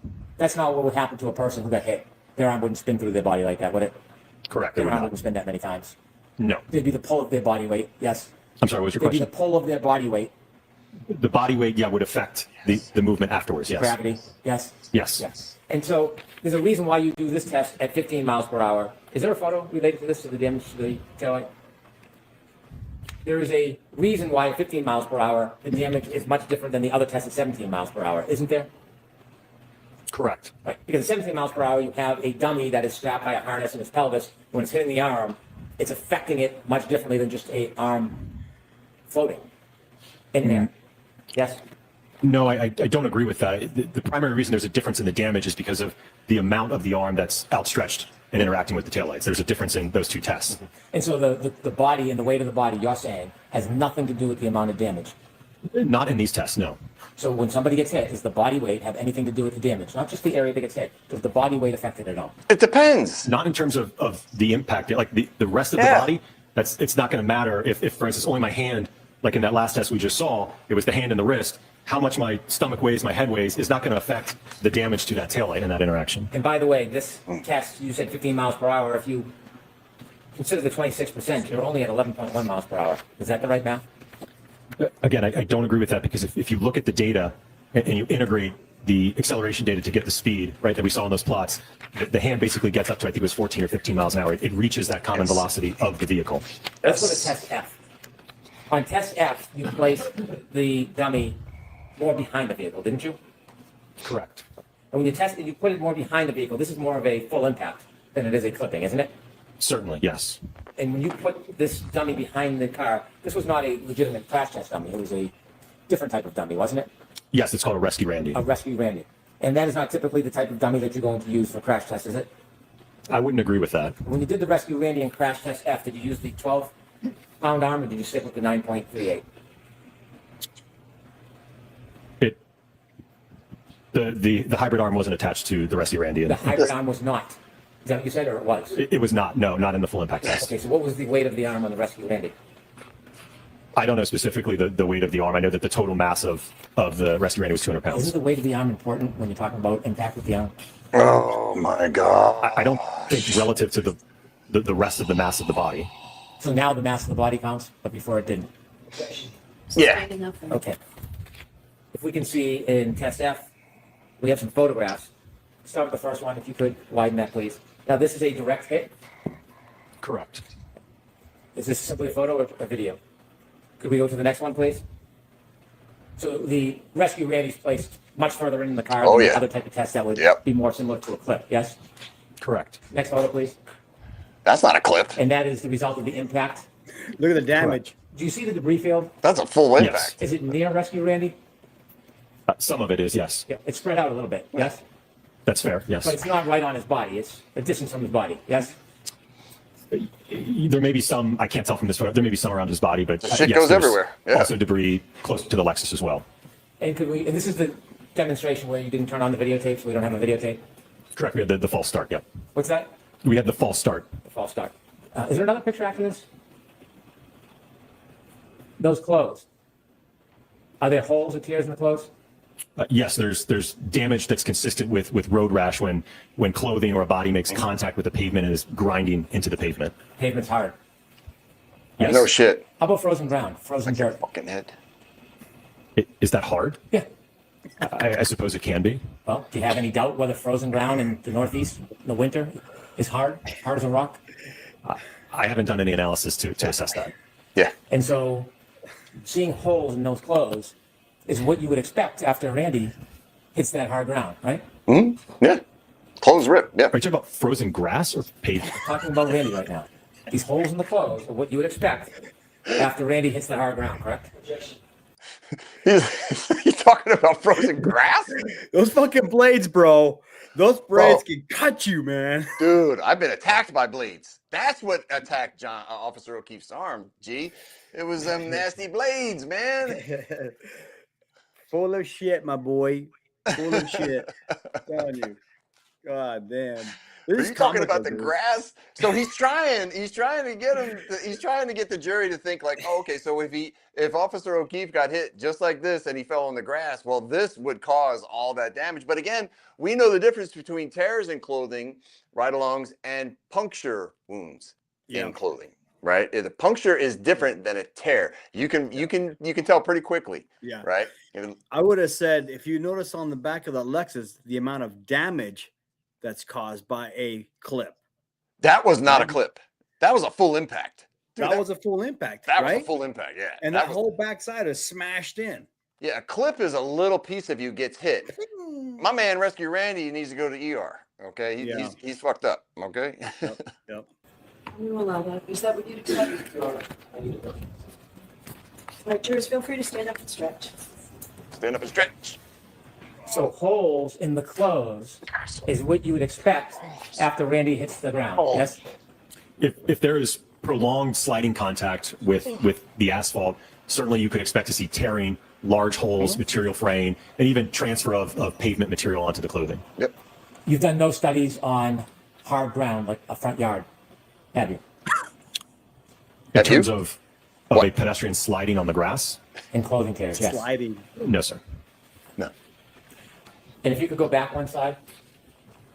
You see the debris field is near but not on, Randy?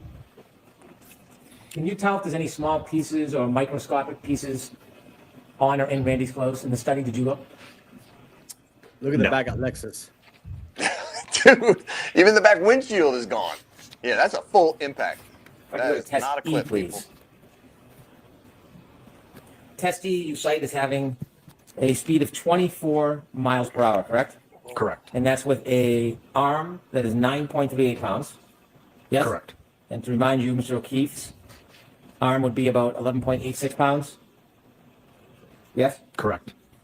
If you would reduce 26%, you'd be at 17.8 miles per hour, wouldn't you?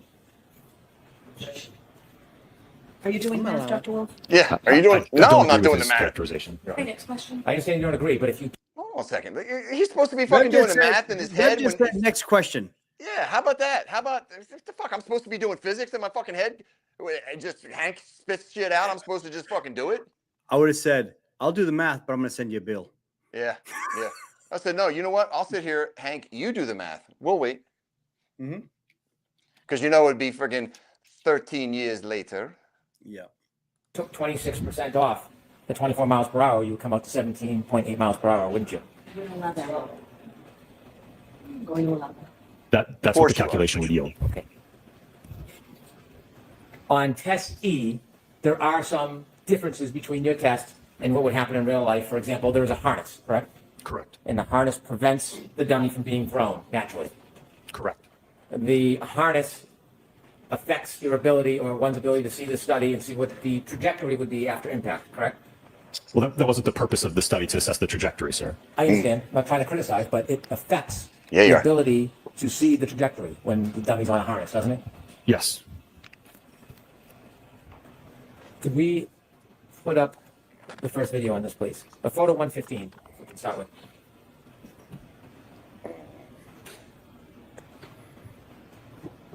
Here's the pirouette Trooper Yeah. Paul was talking You about. stop right there.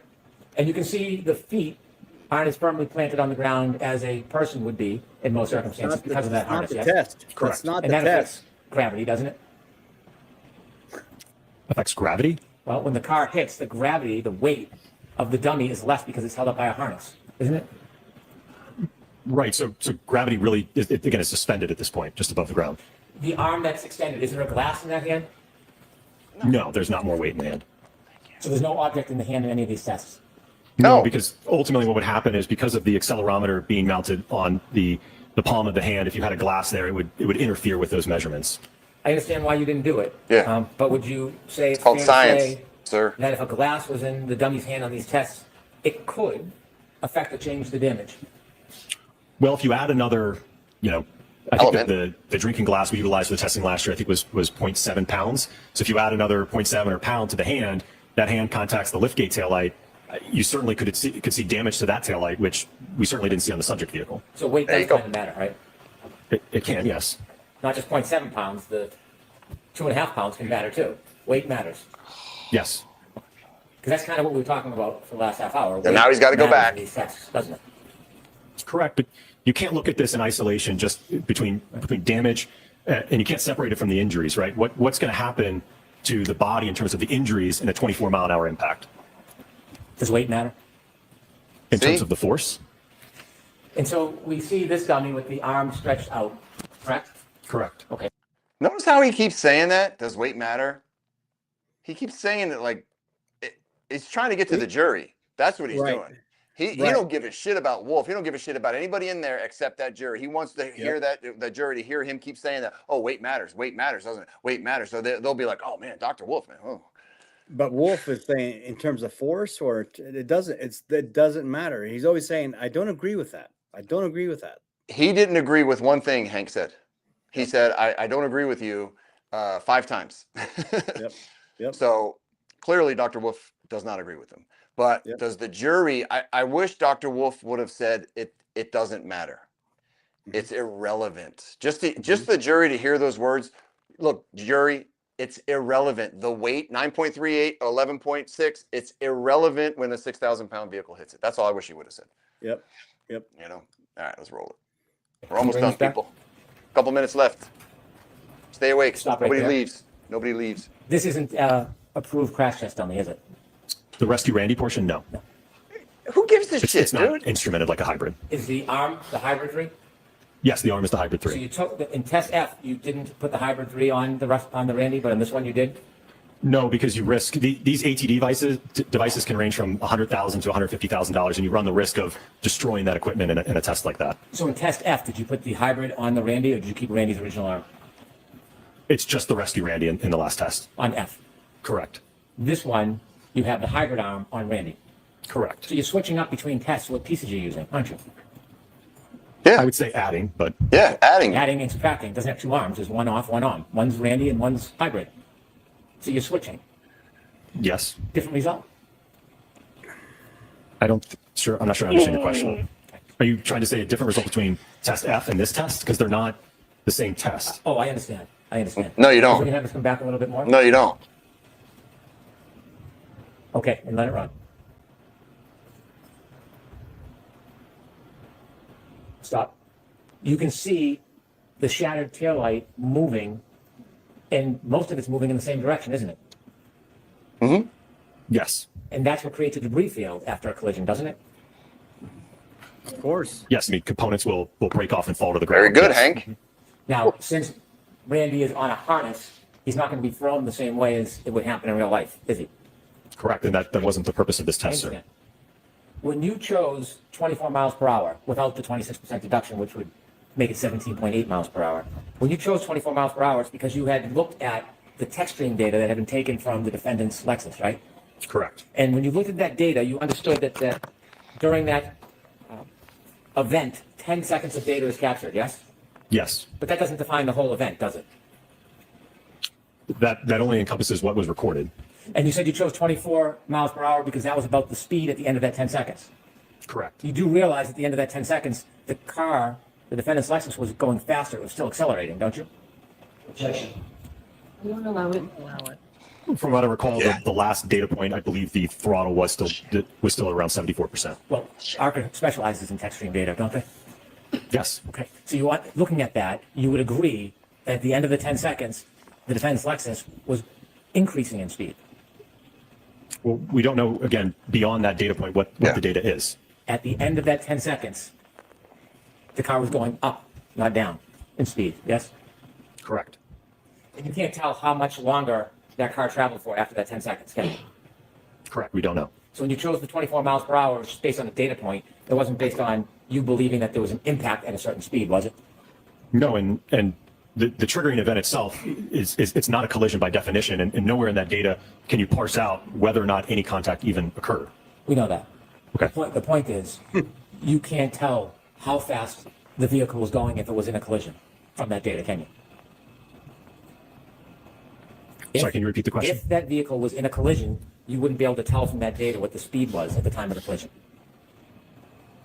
If contact allegedly occurred at some point in that data set, no, you would not be able to pick a row in that data and say, this is where the collision occurred. Or after that data set, you would have no idea. Outside of the data? Yes. Yeah. No. How would you?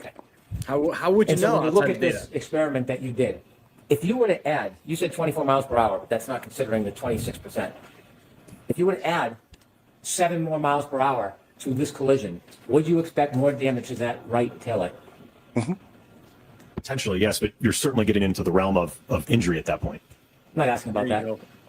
I'm asking a simple question about damage. Broken arm. If you were to add 7 Absolutely. miles per hour onto this 30. test here, would you Definitely. expect At more least dis- damage to that right rear taillight? Dislocate the Yes. elbow. Okay, can you finish the video? Possibly dislocate the shoulder, which didn't happen to Officer O'Keefe. And I want to ask you some questions. You can stop there. I want to ask you some questions. Can you bring it back to right before Foot the got collision ran over. basis? You see that, Speed G? changes the Yeah. result of this, doesn't it? In terms of the impact speed? Yes, the impact speed can change the result of this, of the damage to the right rear taillight, can it? Correct. And the angle of the arm can change the damage to that right rear taillight, can't it? It can, yes. Trooper Paul said that's where it was.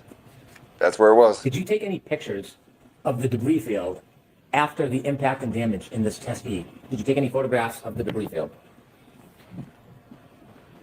I believe so, yes. Was it included in your materials that you provided us? Did the cops take a picture of the debris field?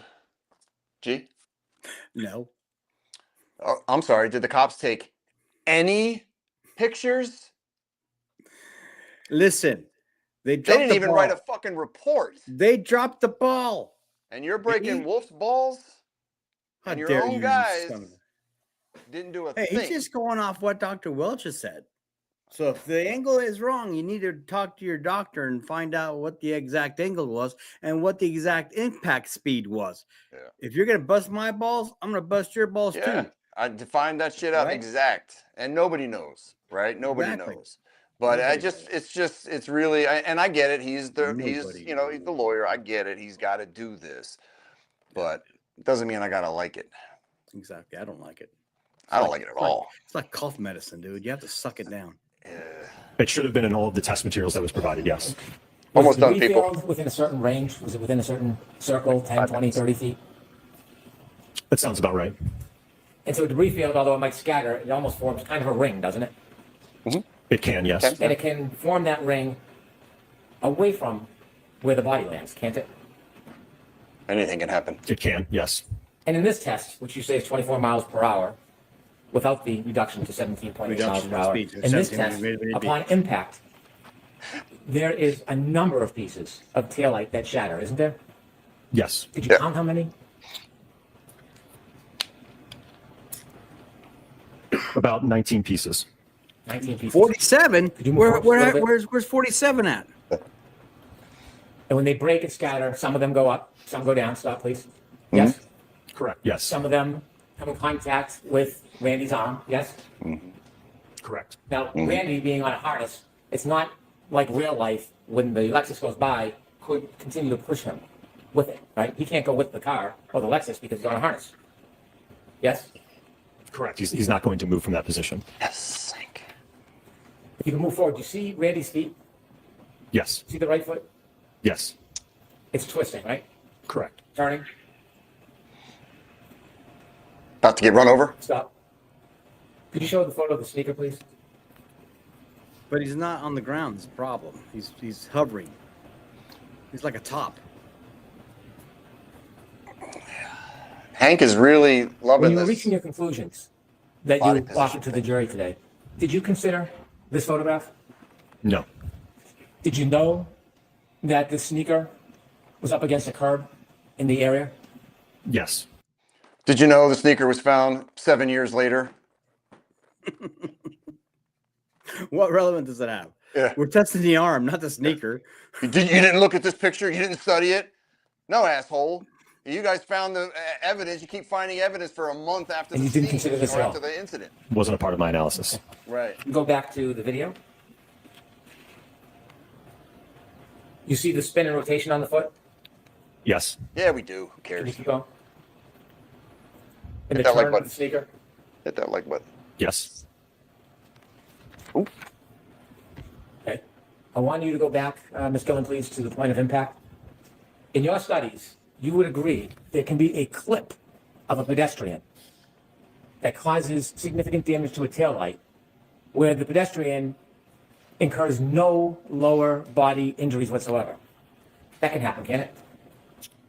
Well, I don't know that I would describe this as a clip to the arm. This is a full-on impact to the arm. So it's not a clip. Again, you saw it the 15 miles per hour. I think that's more analogous to a clip or a side swipe where the arm just kind of gets brushed out of the way. This, I would say, is a full-on impact to the arm. Okay. To use your words, in a full-on impact like this, a pedestrian could be involved in a full-on impact causing that amount of damage to the taillight that's reflected in this video, but suffer no lower body injuries. Isn't that fair to say? Yeah, it could happen. I don't address injuries, sir. Well, let's play it forward. Do we ever see Randy's knees hit the car? No. Hips?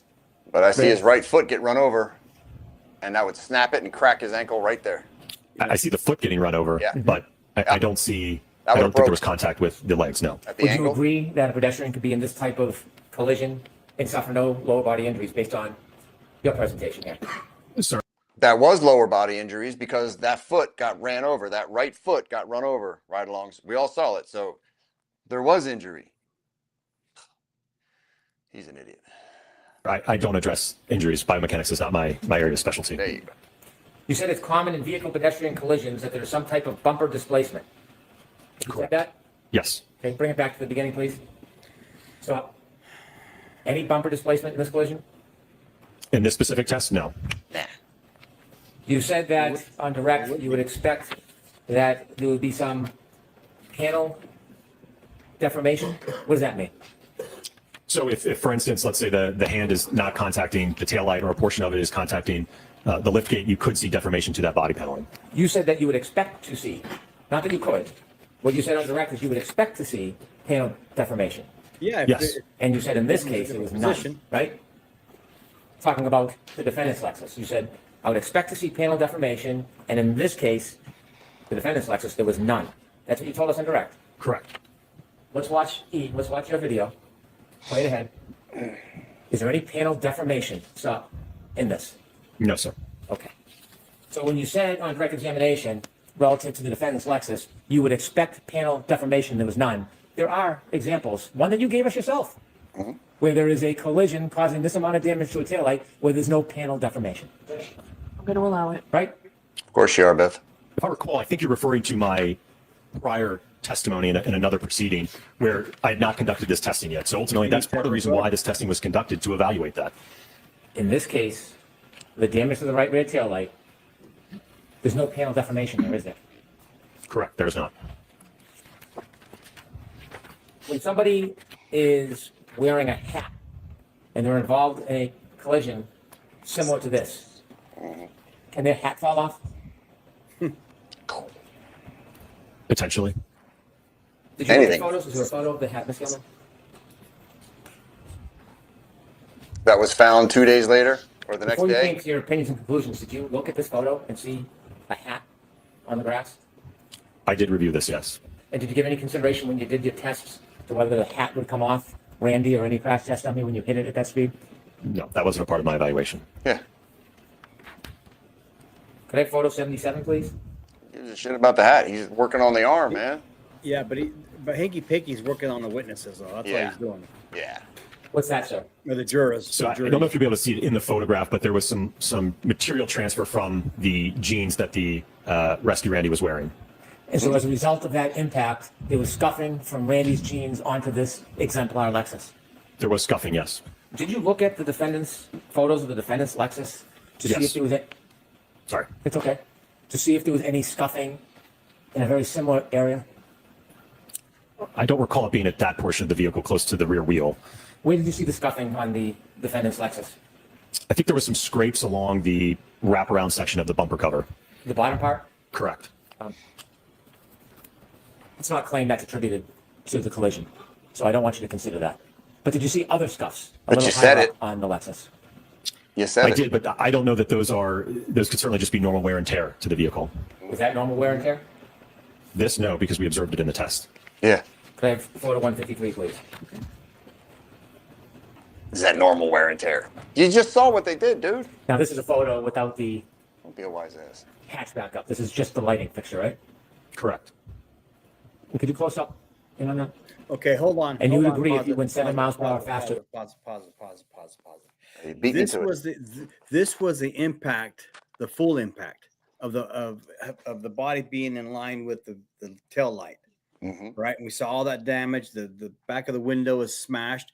So if you're gonna have that kind, the mass is different on that impact, right? So that's why it's similar to what Karen Reed's actual light looks like. But it's not the same. That's not the same. Hope Wolfe says that's not the same as what we're testing at 47 or 24 miles an hour with the arm impact only. Right. And remember that big piece they had that was like a boomerang? Remember the Yeah. size of that piece? So that had to have come from the long piece, right? Yeah. But I don't Yeah. remember that being broken. It was just the side. Yeah. So I don't see how they keep coming up with all these big pieces when it's just that one little corner. Yeah. Well, It we'll would find out. cause more damage to that, wouldn't it? Yes. When the taillight is shattered and it spreads through the air, does it have the potential to impale a person, for example, on their nose? No. No. I'm sorry, can you repeat the question? In your test, you saw that upon collision, Yeah. there was a scattering of taillight that broke from the fixture, correct? Correct. Would those shards, as they float or fly through the air, would they have the ability to impale a person on their face or even their nose? I think that would be unlikely. Yeah, that's for John's cuts. Yeah. Mm-hmm. Yeah.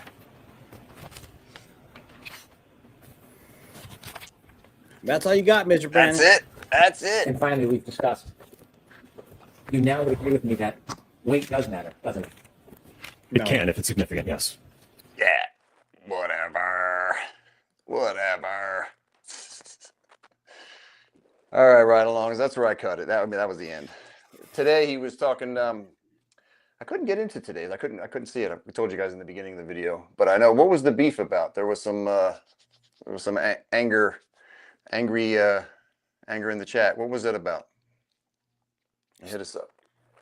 Steve, do you know anything about that? What they're talking about? Why they're so angry? I know my wife. She was telling me about it, but it was in a text, and so No, it says. no. All right. So what did we learn today from watching Hank and Dr. Wolfe? Well, we know that Bev is still protecting old hanky Man, panky. she drives me nuts. How can anybody watch this case and say, she is being she's not biased? How can anybody say there's more objections in 5 minutes and sustains in 5 minutes than we've seen in years of court? Well, she even said next question. He still asked the same question. Very frustrating. And Jackson said, "Objection, Judge." He said, "I'm gonna allow it anyway." Yeah. So Yeah, we do have to catch up. But unfortunately, we work during the day, and our job sometimes we're busy. I was busy planning a pre-wedding party for my daughter, so that's over with, so I can start tuning in some stuff. Yeah. So All right. Well, we'll let you guys go to bed. We know it's late Yeah. back there, and it's Yeah. 9 o'clock here. It's an 18-hour day for us.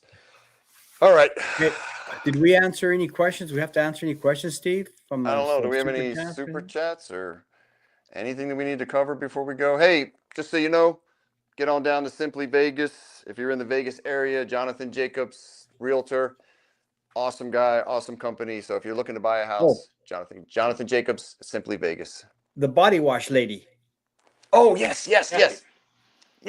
Bath and Beauty. Yeah, what happened? No, I wanted to plug her because she's working hard. She's making all of her products, and I wanted to let everybody know out there that Bath and Beauty sells Good all stuff. kinds Bath and Beauty. of raw Bath and Beauty. I'm sorry. That's good Yeah, stuff. good stuff. Soaps, bath bombs, jelly, Lotions. like all kinds of lotions, all kinds Yeah. of good stuff. So check it Girly out. stuff. It's girly stuff. Yeah, she's got her own little company. She's working hard. She's so let's give her some love. Somebody wanted to know, Gonzo, where you got your Raiders shirt. I got this from the Raider Image store. Yeah. And it was during the military appreciation month when Derek Carr was on our team. Man, yeah, that's a Yeah. good shirt. Yeah. That's a good shirt. You ain't got Badass. Yeah, that was from Bat Mama, and she hopefully she gets well soon. She's had some surgeries and stuff lately, so she's kind of on Thank you, Bat. painkillers watching us tonight. Thank you, Big Bat Mama. I almost said Big Mama. Thank you, Bat Mama. Lots So of I was- members and gifted members. Thank you for those. Thank you. Go ahead, G. So I was downstairs and we were talking. My wife and I were talking about some stuff, and she's just talking, and she yells at me. She goes, "You have not been listening to me all day today." And I said to her, "That's an interesting way to start a conversation."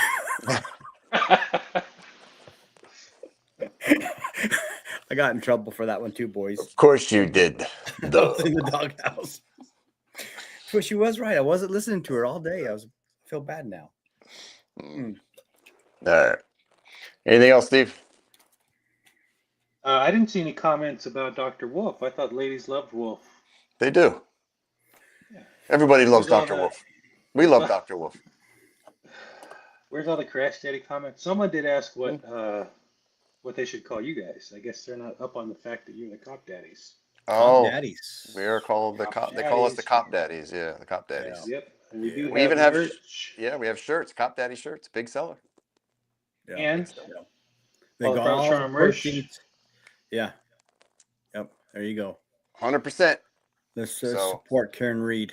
Buy all you want. All the money goes to Karen. So Dimple Daddy. Yeah. we're not going to see this trial. We're not going to see Brian Albert or Proctor or Probably not. No. Really chickened out, huh? Yeah, I don't see it. Yeah. So Well, how does much more anybody time do know- we have on this? Do we Yeah, know how who's many left? Yeah. How This many, week? How many more? Just this week, I think, right? It's over after this week? I think so. Yeah, I think so. They're going to the jury next week, right? I Deliberation. don't know. How'd you get that information? I don't know. It's somebody. I keep hearing it all over that it's next week is the jury thing and blah blah blah. But I don't know if it's true or not. So don't quote me on that. I'm gonna try to watch court tomorrow if I can for the most part of it. So or the better part of it. Okay. Yeah, Sparkly I'll jump into it. Sparkly Starfish says defense may be done tomorrow. Karen Oh. said Tuesday. Karen said Tuesday, meaning tomorrow. Today's Monday, right? I'm so confused. Well, Today's it's Monday. probably- Yeah. It's Tuesday for them already over there, isn't it? Almost. Yeah. In 3 minutes. All right. Man, All right. Let's wrap this up. Let's get out of All here. I gotta go. How home. about? Thank you, mods. Thank you, chat. Thank you, everybody, Thanks, Steve. for your I stink. eyeballs and your donations and everything else. And we will. I need catch a you soon. shower. Thanks, Steve. I need a shower. Shower. and All some right. food. All right, now send Is us he out. up? Send Yeah, us he's out. out. Send us out. Send us out. Send us out. I don't like that one. I think I like this one. You like this one better. You like this one, G? Sure. What are you doing? Sure. Who's messing with us? What's going on? Producer Steve. All right, Steve. Stop. All right. Okay. Okay, people. You see, we got a gremlin in there. Steve's playing fuck games. Thank you. All right, everybody. Hey, we hope you had a good time. Gonzo and I, we always have fun hanging out with you guys. Yep. So- Yep. We appreciate all the love, all the support, all the new subs. Thank you. All the new members. Go watch the videos. They're funny. My favorite one is the case where Gonzo and I are the case of the giggles. That's a good Oh. one. My goodness. So get down to Zangief, Jiu-Jitsu. Get your butt kicked. It's good for you. Mention LV Cops. You get a deal. All right. Whoa. So, hey, thanks for watching. And for those that are still serving, have a safe tour duty, please. Make a difference in someone's life. Stay classy, Las Vegas. Always. 1 Sam 5 and 1 Sam 6, copy of 425 call. Copy. 1 Sam 5 en route. 1 Sam 6, copy, en route.